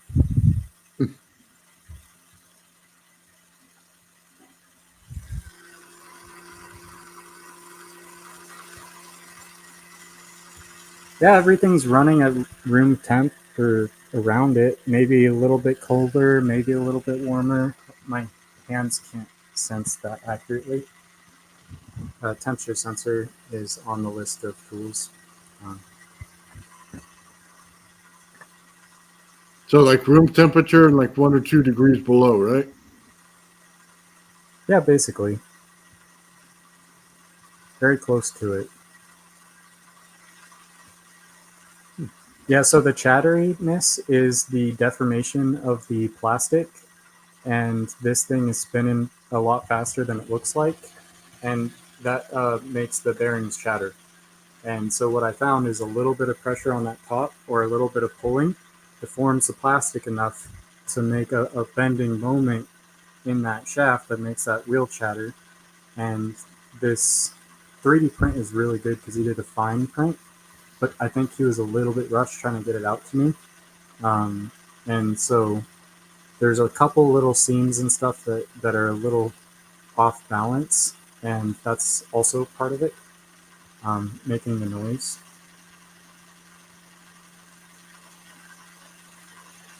I'll tell you what, from what I'm hearing right now, that's not bad at all. Right? I thought I got a discharge right through here. There's like a little mark in it at some point. I just saw someone say static discharge. I don't know if that's what that was, but I don't remember that being there.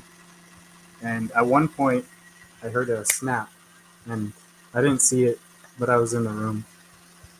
And yeah, unfortunately, I didn't see it. But Well, all that vibration and stuff in there, if you get anything you know what I mean, hits it, that stuff is, static electric when you play with the crystals. right, yeah, it'll be interesting to do the same test with the Bendini motor working properly with the neon bulb replaced with a good neon bulb, because I fried that thing with that hot energy before those smoothing caps and everything were in place. It might fry it again. I don't know. But I ordered them. They're on the way, as well as other parts like fuses for my multimeter. I did this whole thing without a multimeter. Nice. So if I can do it without a multimeter and just a scope, you can too. All you need is a scope, maybe an Arduino and a computer to look at things too in different ways helps. But you know, if you don't have that, you could do math, but I don't think the math is necessary. And I think I proved that. I think John Hutchinson is right. And he acts crazy, but he's not. He's in the hospital right now. Send him some love. Oh, I wish him well. Or he was in the hospital recently. I hope he's out now. Yeah. Well, I'll be honest with you, man. Yeah, some of the math on this stuff's overrated. It really is depending on feel, because you'll know if something's going wrong when you put in a part, and you'll know if it went right. Right, usually right away. I mean, for me, unfortunately, since I run things to extremes sometimes, man, usually something's on fire when it's wrong, and then it's smoking all over the place. But it's what happens when you push things to the limit instead of staying within your boundaries. I think that's a part of humanity. We all just want to push our own envelope in our own way. And I think a lot of people who feel successful find comfort in life, and that comfort almost holds them back. You want to be comfortable being uncomfortable, if that makes sense. But you also need to know your limits so you don't get hurt, right? You don't want to be a Darwin Award person, you know? And so it's just one of those things that's like, take it day by day, take it slow, be intentional, um, focus up with your intention, and the universe will start working with it, is what I found. But that only worked for me when I accepted Jesus into my life and started trying to pursue truth in all forms, not just like through religious texts, but through every form. And once I started doing that, he started giving me some really harsh lessons, and I've had a really hard last decade. But I've learned a lot, and I think it was all necessary. And so I think glory to God, including this. And, I've had information come to me, and people talk about visions and dreams. I don't really get dreams like other people, but I have astral projected, and I've had a close encounter of the fifth kind when I was a kid in Alta Dutch Flat, California. And I think there's a lot of high strangeness in the world that people dismiss as conspiracy theories. And I think a lot of people are recognizing, okay, maybe these aren't some conspiracies, but they don't know what to do about it. And I was in that stuck mentality for so long, and I'm just now getting myself out of it. But I've been trying to get myself out of it the whole time.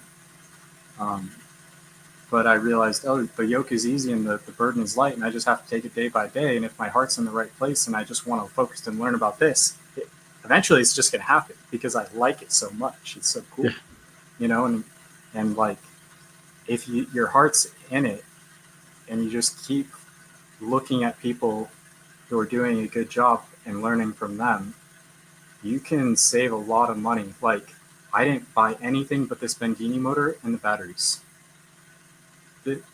So I've manifested all those electronic parts over there from dead people mostly. But still, that's pretty cool. It sucks that people died, but it's cool of how it all happens, and it's cool that when you open yourself up in the sense of, I don't care about making money, I care about helping myself and helping other people around me by trying to utilize my environment. It's like a little puzzle in my mind all the time. I like to clean and stuff. Well, I like my environment nice, and I like it. Like, who doesn't like a nice environment, right? And so I think it all just feeds into that energy and that motivation of, you got to keep a temple, and that this is building the temple, in my opinion. This is the most key part of building the temple outside of Jesus being the cornerstone. Because, even John and Jesus, John the Baptist, that is, they both said the truth will set us free. And that is a core belief that I've internalized that has led me down this road. What kind of kickstarted in college was watching Bright Insight, that channel, because I was into ancient history. And, I saw some of his YouTube videos get deleted, and I started seeing the censorship on the internet. And eventually I started becoming the one being censored. And next thing I knew, I had the satellites watching me. And next thing I knew, I had people parked outside my apartments in vans. And next thing I knew, I had detectives following me for months and watching me. And then next thing I knew, I had men in black walking across the street from me, knowing my schedule of when I was going to meet up with someone so they'd cross paths with me so they could tell me to shut up about it already. And this is when I was really into telling about my testimony of my close encounter of the fifth kind, trying to push the disclosure project forward, because it was almost like a traumatic experience that I was forced to process, because,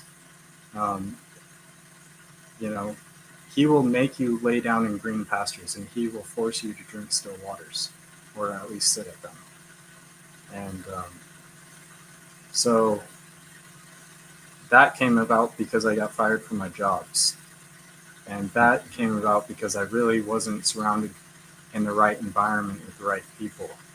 There you go. And it was like, I was just taking whatever opportunity I could and making the most of it. And I still am. But the difference is I now have a more focused intention that the universe is feeding into and responding to. And now that I see that, I'm able to take action more. I'm more motivated. But I can take action because, I have stuff now, It's like, it took months to manifest this stuff. And I focus every day. I wake up at 3 in the morning, a lot, like 3:30 in the morning, a lot. Almost every day, my girlfriend will tell you. Kind of unfortunate for her, but I go to the garage so she can sleep still. And I watch your guys' content, and I watch Joel Gates, and I watch you guys at 3:30 in the morning, every morning almost. Oh, right at on. least every day. And, um, I feel like I'm 100 years behind, at least as far as EMF stuff goes, because I know it's 100 years plus of suppression, and I went through the academics. Um, so I know that, like, when you get to the good stuff, they stop. And so this is the good stuff, and I just went headstrong into it and embraced it. And you guys made this possible. Not Well, kidding. thank you. You guys did. Like, Everybody there in the chat right there, man. Everybody on the channel. Everybody that comes on, man. I got to tell you something, man, from personal experience. You really don't realize what this world is until it puts you through the meat grinder. You know what I mean? You got to get those rough edges knocked off. You got to get knocked down. But when you get up, you have to really realize why you're doing it. So a strong belief in the big man upstairs, man, takes care of that. It really smooths out the edges, and you see what you're living for. You know what I mean? Like, I had times, man, where I had absolutely nothing. Everything was being taken. You know what I mean? And instead of looking at it that way, I looked at it like, you know what? There's still people less fortunate than I am. That, I still got $1 in my wallet I can give them. You know what I mean? I can teach my kids how to give to people who are in need. You know what I mean? There's a way to do things in life. And when you build your karma that way, things come back to you in the right way. It's not always coming back in dollars. Sometimes it just comes back in the communication that you get from others. Like you say, hey, I was meditating on this, and then all of a sudden I got a bunch of information, right? Well, hey, man, that happens to me too. You know what I mean? Like, somewhere in this world, I did something right. And because I did something right, the big man's always looking out for me. You know what I mean? I've had all this stuff. People show up in, vans at the track when I'm walking. They leave when I'm leaving. You know what I mean? You see it all the time. I try to ignore it. I try to do my best. But, it's given me the gift of talking with everybody and doing the show and, you know what I mean, getting everybody's voice out there. So we're all kind of on the same page, man. I like what you said, and I agree with it. And I think when we think of radio, what you say doesn't make as much like it doesn't feel as woo woo, right? It makes more sense. Like, we're walking antennas, we're made of water. Water picks up scalar waves and is living water is a quasi crystal that forms nanocrystalline structures. Dr. Kearney can show you that, can show you the aromatic rings and the subconscious mind of how it works and all that stuff. But essentially, we're big antennas walking around, and if you're putting out a good frequency or vibration or whatever, you're gonna hum with those things out there in the universe, and you're gonna. The more you do that, and the more you hum in that state, um, it's like a positive feedback loop. The more stable it'll be, and your thoughts are like that too. Like, the more you think about something, the more that thought gets ingrained, right? And when we connect the emotional side of things and electromagnetism, it starts to make a bigger picture of wow, this really starts to make more sense, especially looking at Dr. Reif's work and how emotions and everything can be induced even by electromagnetic frequencies. And so, like, for example, a biphasic waveform of 40 volts at around 20 milliamps. And if I pulse that very short bandwidth of, let's say, 30 milliseconds, and, or sorry, 3 milliseconds or less, and that's pulsing at a pulse rate of 10 hertz, your brain's going to produce nicotine. Now, if I did 2 hertz and 10 hertz, you're going to produce the four main pleasure chemicals. So that's dopamine and serotonin and, all sorts. You can basically induce people's behavior and start to control people. You can start to influence the stock market. You can start to manifest and control the stock market with your thoughts. I did it at a sample of $8 and got it up to by a year and 2 months by 10,000% plus. So that was just a test over that course of time. But I figured out from reading articles early in the morning. Oh yeah, what is this sidereal radiation? What is this? What heart? Rife? Why is Rife suppressed? FBI? Oh yeah, and you start looking at this stuff and you realize, wow, what you just said isn't woo woo at all. No, they're not. They're messing with our planet right now. We all feel it. There's a little bit of haywire going on right now. When they start messing with those things, we start feeling it. And they think we don't. They think they can just put off a big magnetic signature in the ground with these machines.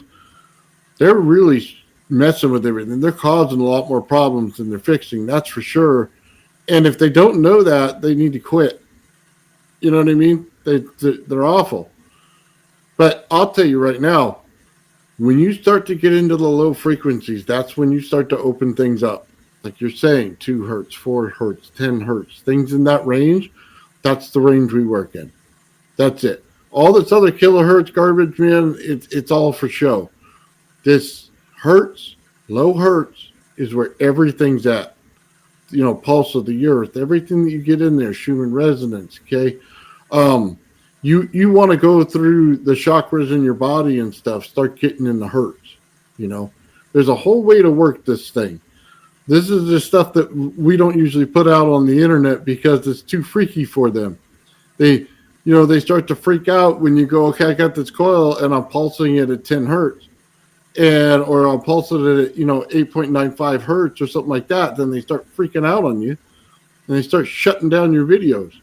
So, but this is just the tip of the iceberg, man. We're building geometry coils. I don't know if you ever see that once in a while. I'll throw one out there. I don't say much about it, but what I'm actually doing is running those things at a very low hertz rate. I'm trying to get to that crystal. I'm trying to get that whole crystal to light up and resonate on its own.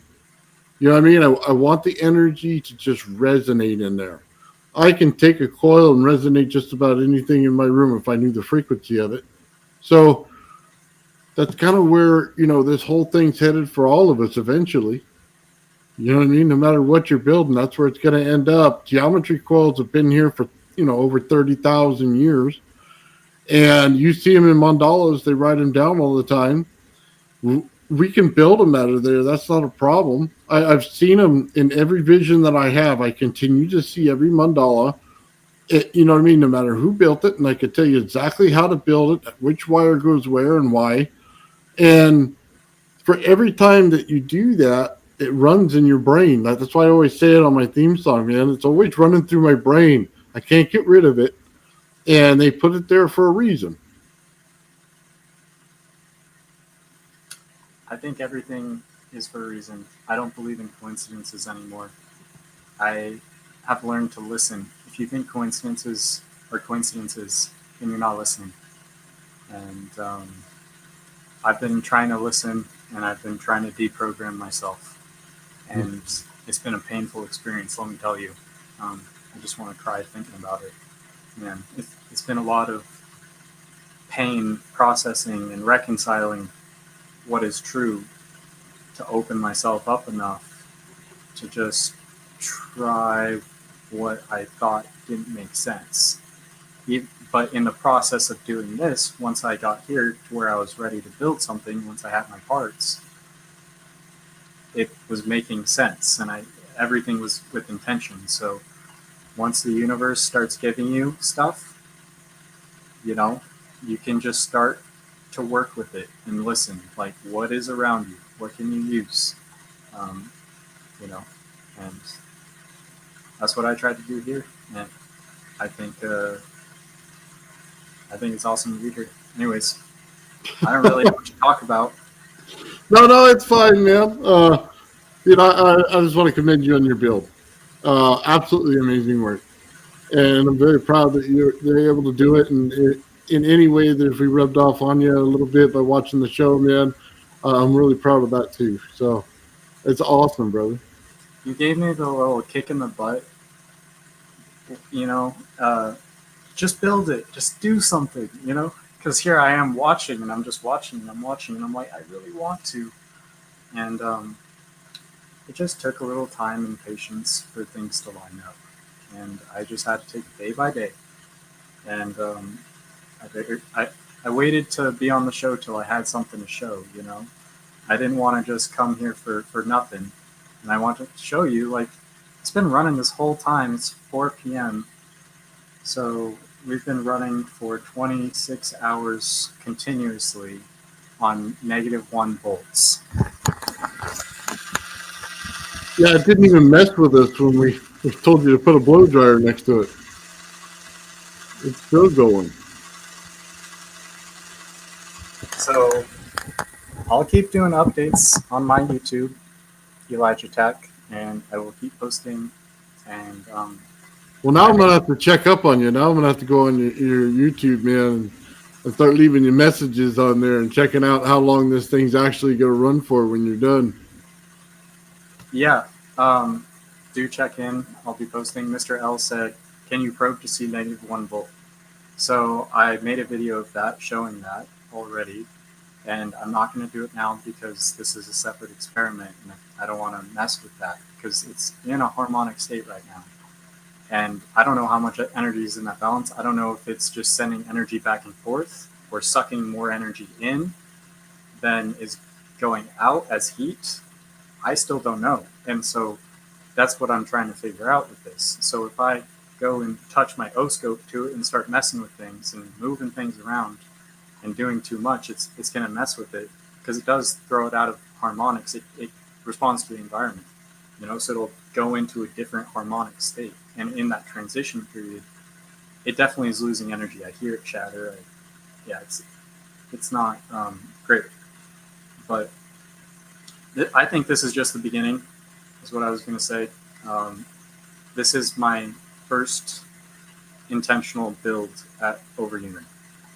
And so if I can get it on the first try, I'm sure I can do other things and fail a lot in the process.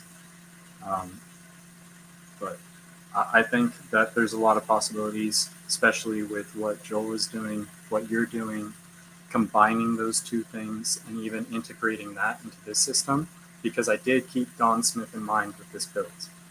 And so I think there is potential for scalability of more pickup coils, of more symmetry, tapping into that radio aspect, the magnetic flux aspect of the MEG, also tapping into, you know, Don Smith's Sparky Street stuff. And I think we can integrate these systems together to really show people, hey, like, let's scale this stuff. Like, we can start from solar, we can charge our batteries, we can get a tiny solar panel to charge our battery initially, use that as our trigger input to get our motor going once we spin it or whatever. And then, you know, hopefully we can scale this energy and not kill the dipole, really. Because right now, I'm just not trying to kill the dipole. Because that dA dt, where A is A bar, which is the uncurled magnetic field, so the longitudinal scalar wave, right? That's your negative E field. So that's your magnetic field collapse, like the Merkaba is showing. That is the mathematical simplification of it. And then we see, okay, Q1 cross Q2 is equal to A sine WT, where, you know, W is your angular momentum, which is dependent on time. And this is dilating time because I'm opposing two north poles onto each other with the MEG. You see? So everything is connected and everything was intentional. And honestly, going into this, what I thought was, I don't know what I'm doing, but I know these other people and what they were doing a little bit, and I'll try to integrate that into my thinking. And I think that helped a lot. Yeah, I'll be honest with you, man. If this thing stops, if you get a chance to pick up another transformer core like you have there, the other side of it, just build a second one. And then, you know what I mean? You have 4 different coils right there. And you may pick up the extra energy to get the over of the over unity. You know what I mean? Like, you got, it's running at unity now. Can we push it further? That might be your expansion right there. Well, I think it's already at over unity, even though I said I didn't want to make claims, but that's what I Okay. think fundamentally. That it's charging the batteries, is what you're saying, from a zero state to a positive state. Well, I'm saying is that there's friction, there's heat loss because there's a mechanical system, and yet it continues to run. So at the very least, there's some sort of thermodynamic electromechanical energy recycling happening going on, and I pointed out the equations of why. So I think that fundamentally the information is out there. That's why Maxwell was suppressed. That's why Nikola Tesla was suppressed, because they were onto something. And we just need to follow their footsteps and listen a little bit more, myself included. I have much to learn. This is just the beginning. Yeah, that temperature differential plays such a huge part as you build these systems.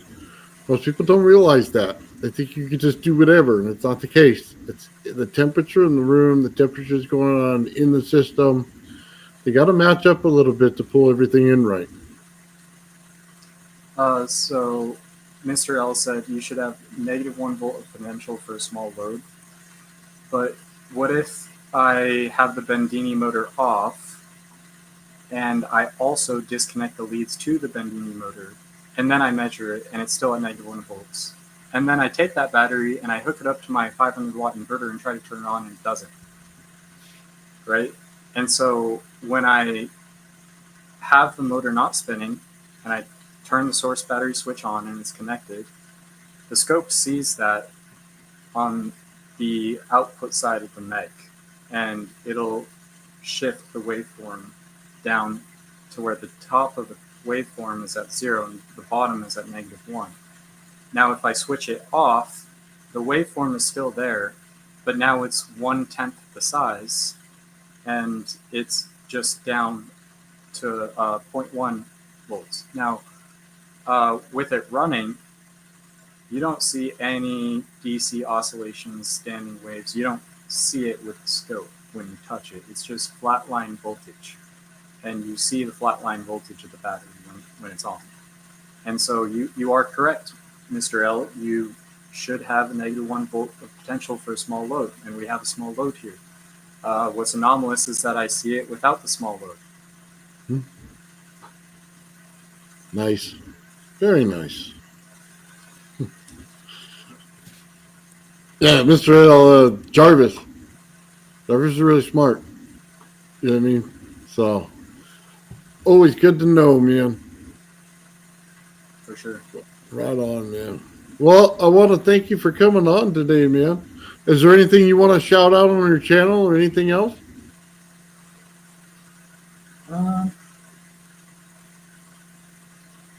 Nothing particularly comes in mind. I think I mentioned like a lot of notable names. I just want to mention a couple more, like Bruce Go Swartz. for it.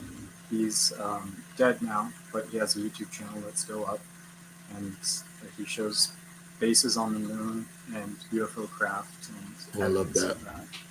And you know, I'm genuine when I say I had a close encounter of the fifth kind when I was a kid, and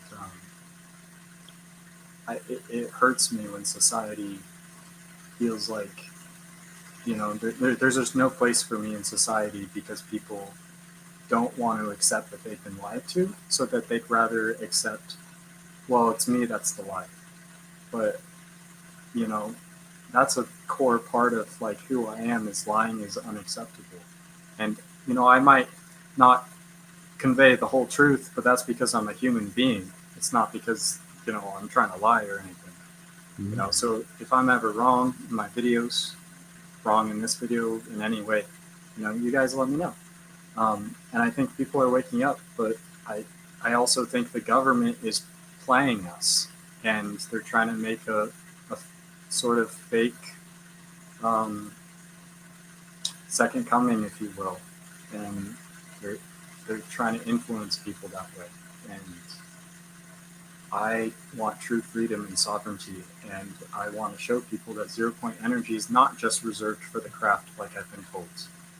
And I want to show that,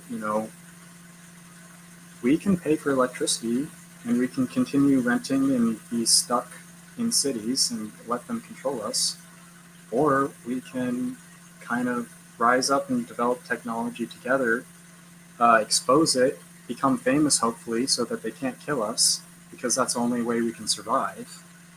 And if we can get to that point and enough of society wakes up, then we can start actually making this technology to be used, and that'll change how we live, because then we won't have to live in cities anymore.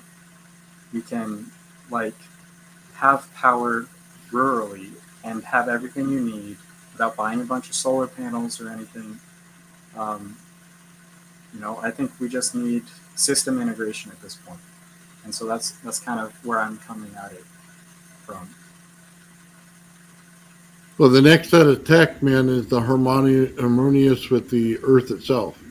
You know what I mean? We're going to be right in line with it. It's no more dangerous tech. It's no more hurtful things. That's what I always try to promote and put out there. I mean, there's some things you could build that are really bad, but I'll never show it. I just want to show the good things because that's what I want. Kind of like go back to the old school way of things, man. I live out in the country. You know what I mean? Go hang out with people like that. Just have good barbecues. You know what I mean? Get a little energy on the side. You know, as we're building things. Yeah, Gotta love all that stuff. that's how I feel too. We're supposed to enjoy nature, build stuff, curate our environment to be better all the time. And essentially, the end goal of that is to play, in my opinion, is to enjoy life. Yeah. Everyone wants to be a kid, right? Who wants to be an adult and grow up? Everyone wants to play even as an adult. Can't argue that. So I think this is a step in that direction. And I mentioned Dr. Reith because I want people to live longer. Like, I've suffered a lot to the point where I didn't want to be here, and I couldn't fathom living a really long time.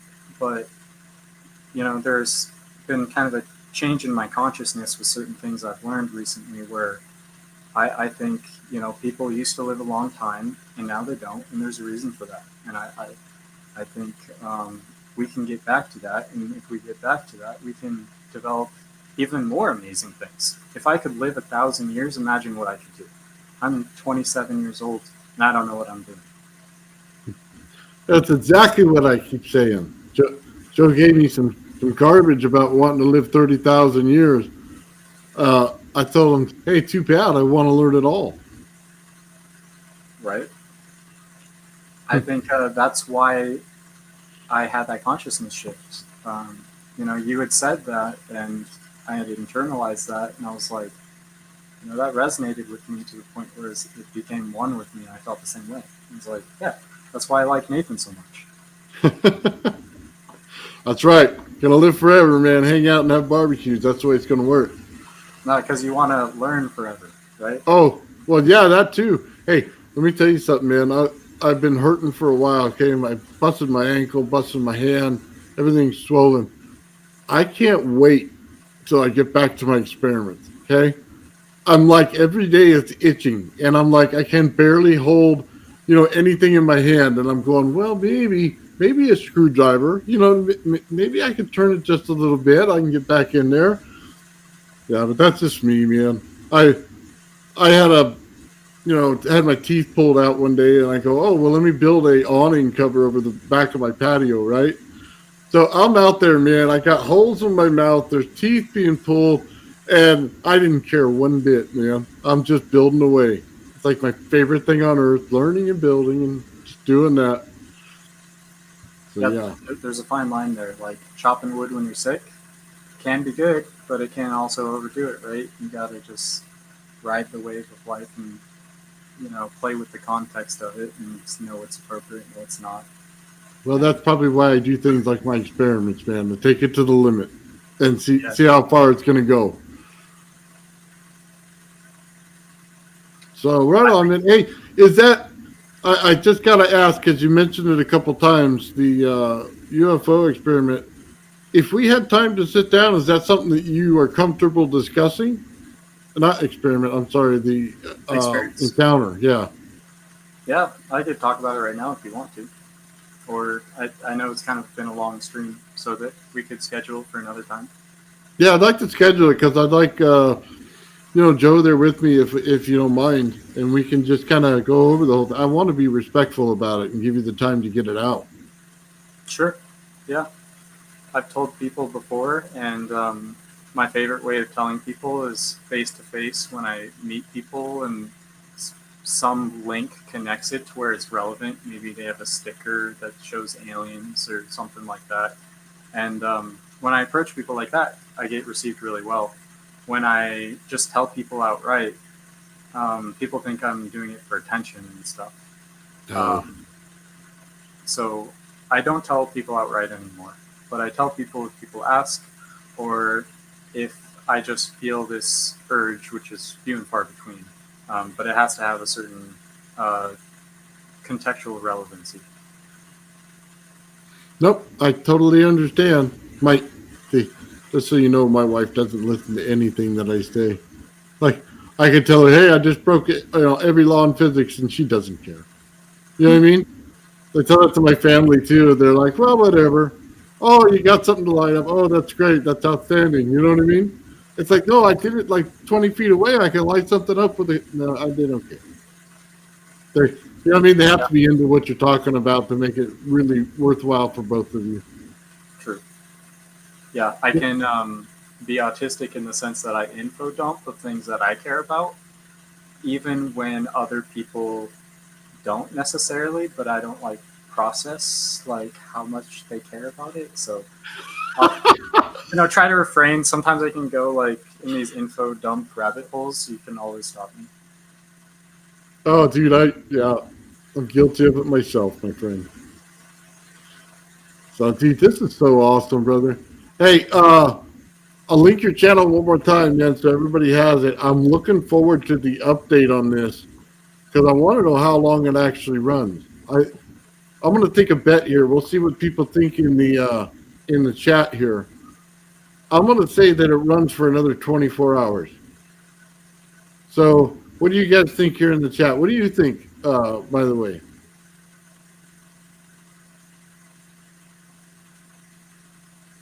let's see. Elijah, what do you think? I am just hopeful that it's gonna run forever. That's the energy I bring to it. But I'm not gonna like place my hope necessarily. I'm just gonna like try to observe it as much as I can, you know. And so here's my thinking on it, right? 10 to 14 hours normal runtime. Let's assume both batteries were fully charged. I have the batteries wired together in parallel, so they're, double the capacitance. So it's like 14 amp hours. So let's say on average, it should run 24 hours with all that energy. Now, it's also recycling energy from the bedini motor, and you can see from previous videos, K energy and stuff, like, let's say 2/3 of the energy is being recycled, right? Okay, so we're gonna take one of those cycles of on average 12 hours, and we're gonna take 2/3 of that, which is 8. Or no, let's pump it up for conservative. That's what I do. So 3/4, and so you add on 8 to that. We're sitting at like 32 hours if all the known laws of physics are obeyed, and if both those batteries were fully charged to 14.6 volts with those EXP 1270 batteries rated at 7 amp hours, theoretical limit with conservative estimates incorporated in, two baked on top of each other, by the way. Mm-hmm. I think it can go past the theoretical limit of 32 hours because it's not slowing down. And in a normal pulse motor, that's what I'd observe. And I'm seeing when it's not off, I have negative bias. So how can you explain negative bias when it's off, when it's not connected to the battery, the bedini motor is off, it's not running, nothing is charging it, nothing is pulse width modulating it besides the environment, right? And that's constant. So I at least have that being captured in my cat bank, which is adding and synchronizing with the ringing of my battery. You know, John Bendini talks about the ringing of the battery. He's completely right. Batteries ring, and so do pulse motors, so do the coils, so do the iron cores of, you know, transformers. They're all ringing. Everything is ringing. Everything, every atom is an LC circuit. Every atom. So that's how I approached it. I'm like, everything's an LC circuit. I'm going to switch some flux.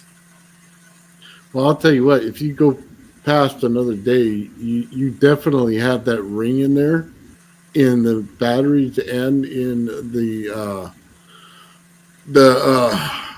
oh god, now I can't think of the name. The Timtron part. Yeah, you definitely got it ringing in both. And that tells you right there you won't stop. Not until that battery shreds. Yeah. Then that would be the right answer. Yeah. If you're ringing through that much stuff and you have that much of a ring and it's that definite, you'll never stop. Not You have to tear down the parts first. Yeah. The Timtron thing you were talking about is the motionless electromagnetic generator. There you go. Sorry. All good. Come to a late day, man. I was up at 3:00 this morning. I was doing it earlier. It's okay. Yeah, thanks for having me on your show. Oh, dude, thank you for coming on, man. Such an awesome guest, brother. I can't wait to talk to you about what happened in that experience, man. But just like I said, I want to be respectful of it. So, I yeah. appreciate that. There's a couple of questions. Oh, go ahead and answer anything you want. So Steven said, where do you have ground going?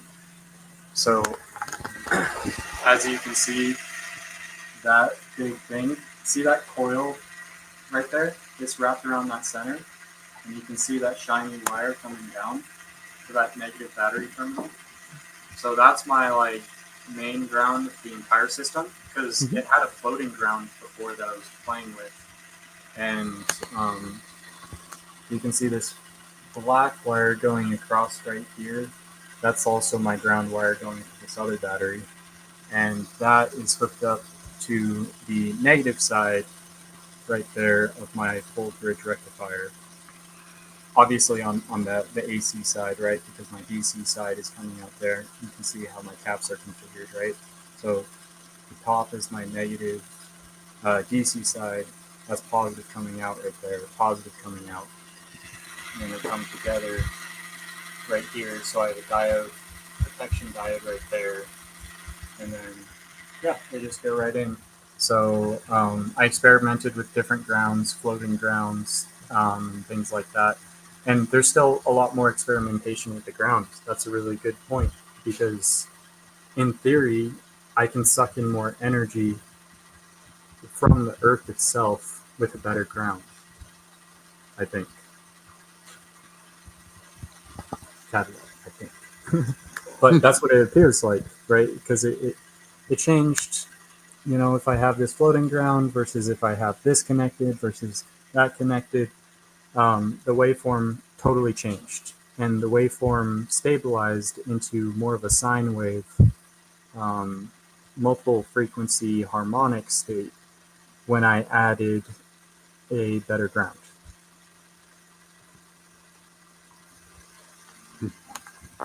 By the way, my experience was on the ground. It will hold another ring for you. So if you want to run something like out of the room into another room with my Tesla coils, if I ground one and then just run a ground only to another number 2 coil, man, it has a beautiful ring to it. The ground itself allows it, you know what I mean, to go back and forth in oscillation. So it's an interesting thing to play with the ground, and then you could do water grounds, other things like that really change the game for you. Yeah. I mean, maybe that negative voltage is essentially the same as ringing the ground, you know, another way of looking at it. Like I'm just ringing the ground, maybe, you know? Now you're seeing it. The positive field on the top, the negative under your feet. It's got its own energy in there, just like Sean tells you all the time in his experiments. Man, when he started pulling that negative from the ground up to his coil, was one of the best days I've ever had. One of the few times I've ever seen it, and it tells you exactly what's what's beneath our feet. A big capacitor, a solar system sized capacitor with everybody in the universe, even. And That's you know right. that the distance as you go apart, it's like a rubber band snapping. And these things are so far apart. Yeah, You see what we're dealing with? Like amazing amounts of energy and electrostatic potential translating through the whole universe with electromagnetic vibrations that we deem as random, that we call the quantum vacuum fluctuations. They're not random, no, and you can synchronize them, and that's what a Bose-Einstein condensate does. So you can start to synchronize it without it being a Bose-Einstein condensate when you switch flux with the right, if you have the right materials, it can do it automatically. But you don't even need necessarily the right materials, you just need to switch flux the right way. So, you know, scalar waves, longitudinal waves, that can create standing waves, and that can create quantum entanglement information and energy exchange over distance. And so that links T.T. Brown's work. And, um, you know, that's kind of part of my notes I've released too, as of recently on LinkedIn and Facebook and stuff too. So, oh, you get me started with that longitudinal wave, man. You know, it's a key when you understand how longitudinal waves and transverse wave goes that you understand anti-gravity. It, because most people do not understand that. And once you do, you have the answer right there to you. If you know if you're between a positive and a negative and you're sitting in a saturation field, all you need to do is boost out of that by changing the frequency around you in a bubble. That's it. As simple as it gets. essentially, So, it's like the Hutchison effect is essentially a bunch of plasmoids, and plasmoids can grow, and we see that from the plasmoid unification model from the thunderstorm generator. We see that's right. the Martin Fleischmann Memorial Project research of the electron microscope work from Bob Grenier. All that stuff is revealing that plasmoids are not only real, dilate time, but they also are fractal in geometry and can grow. I don't know if they can shrink, but I'd imagine they can. And so essentially, we're growing a special geometry plasmoid, but it depends on the type of craft you're creating. So not all craft are created equal in how they necessarily work, even if they appear to make antigravitics. And I think a good point of that is the John Searle motor has antigravitic effects and time dilation, but it's different from the flux liner because it's creating a Z-pinch, meaning that you have three layers of rollers, and the outsidemost one is your antigravitic one. And so that one is actually wrapping around the other ones like this. There's a tube, and then there's a bulb of an inverted toroid, and it's all one toroid, but that's called a Z-pinch. And essentially, you're tunneling through space and time through one toroid here and one toroid here, and they're connected and inverting into each other. And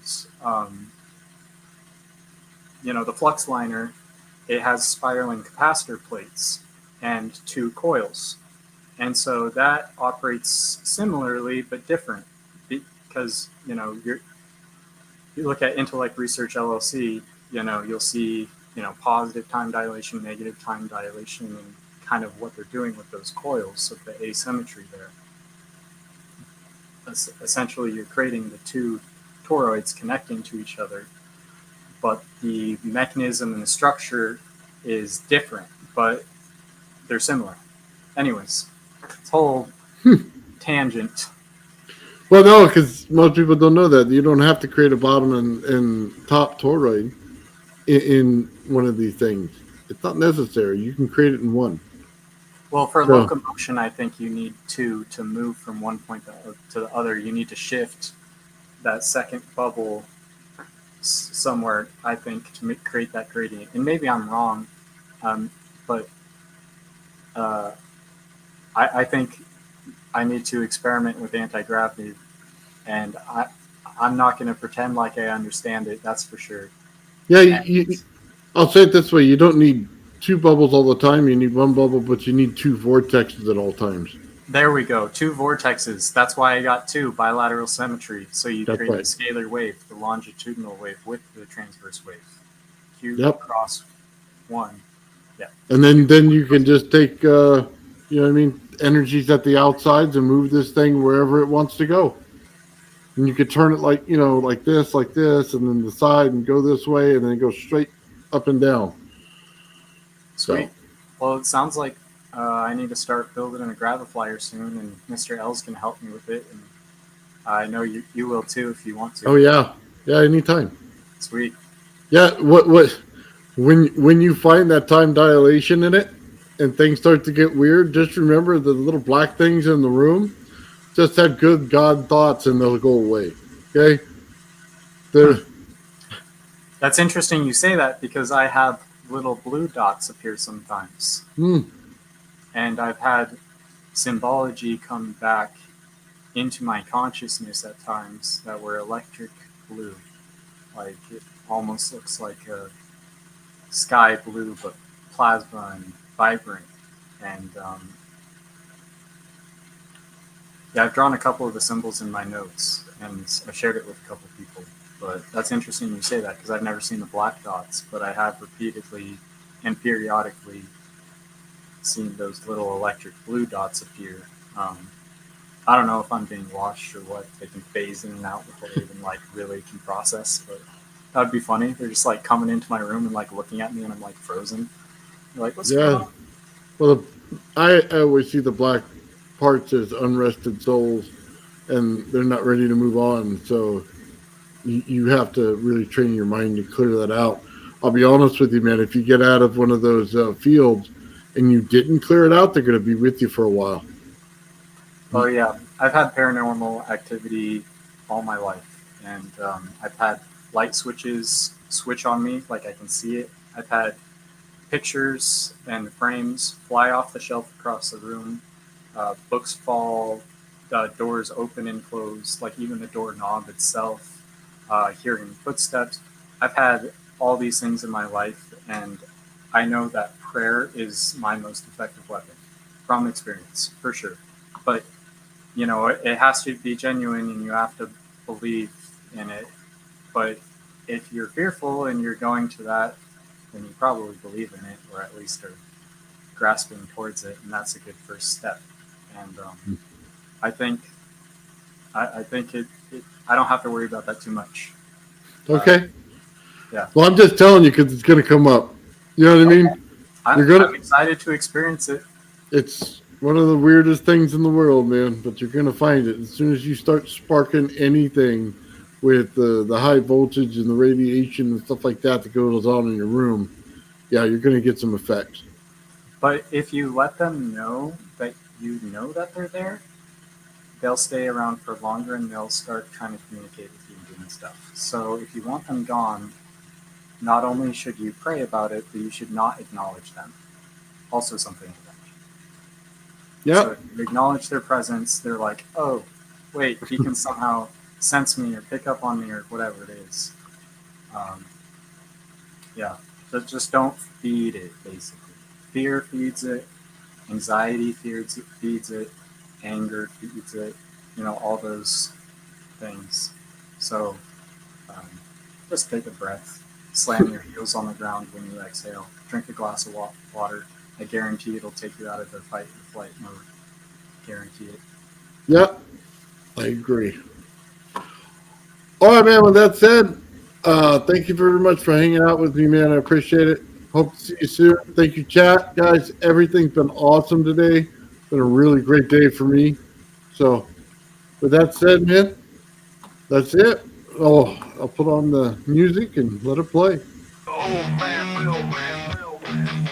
The old man, real man, real man. The old man builds is broken in the head. People not seeing reality has put him in the red. Where conscious and spirituality been stricken from the norm and replaced with the ignorance of basic magnetic form. The geometry of God keeps running through his head. That's what makes old man builds broken in the head. The old man builds. The old man builds. Spheres of destiny are spinning in his mind, making him travel back and forth in time, battling the establishment for just a little recognition. Has him forcing the world to understand his premonition. That world will have all the technology in the end, even if it means his life will fail to extend. The old man builds. The old man builds. The old man builds. The old man builds. Fears of destiny are spinning in his mind, making him travel back and forth in time, battling the establishment for just a little recognition. Has him forcing the world to understand his premonition. That world will have all the technology in the end, even if it means his life will fail to extend. The old man builds. The old man builds. The old man builds. The old man builds.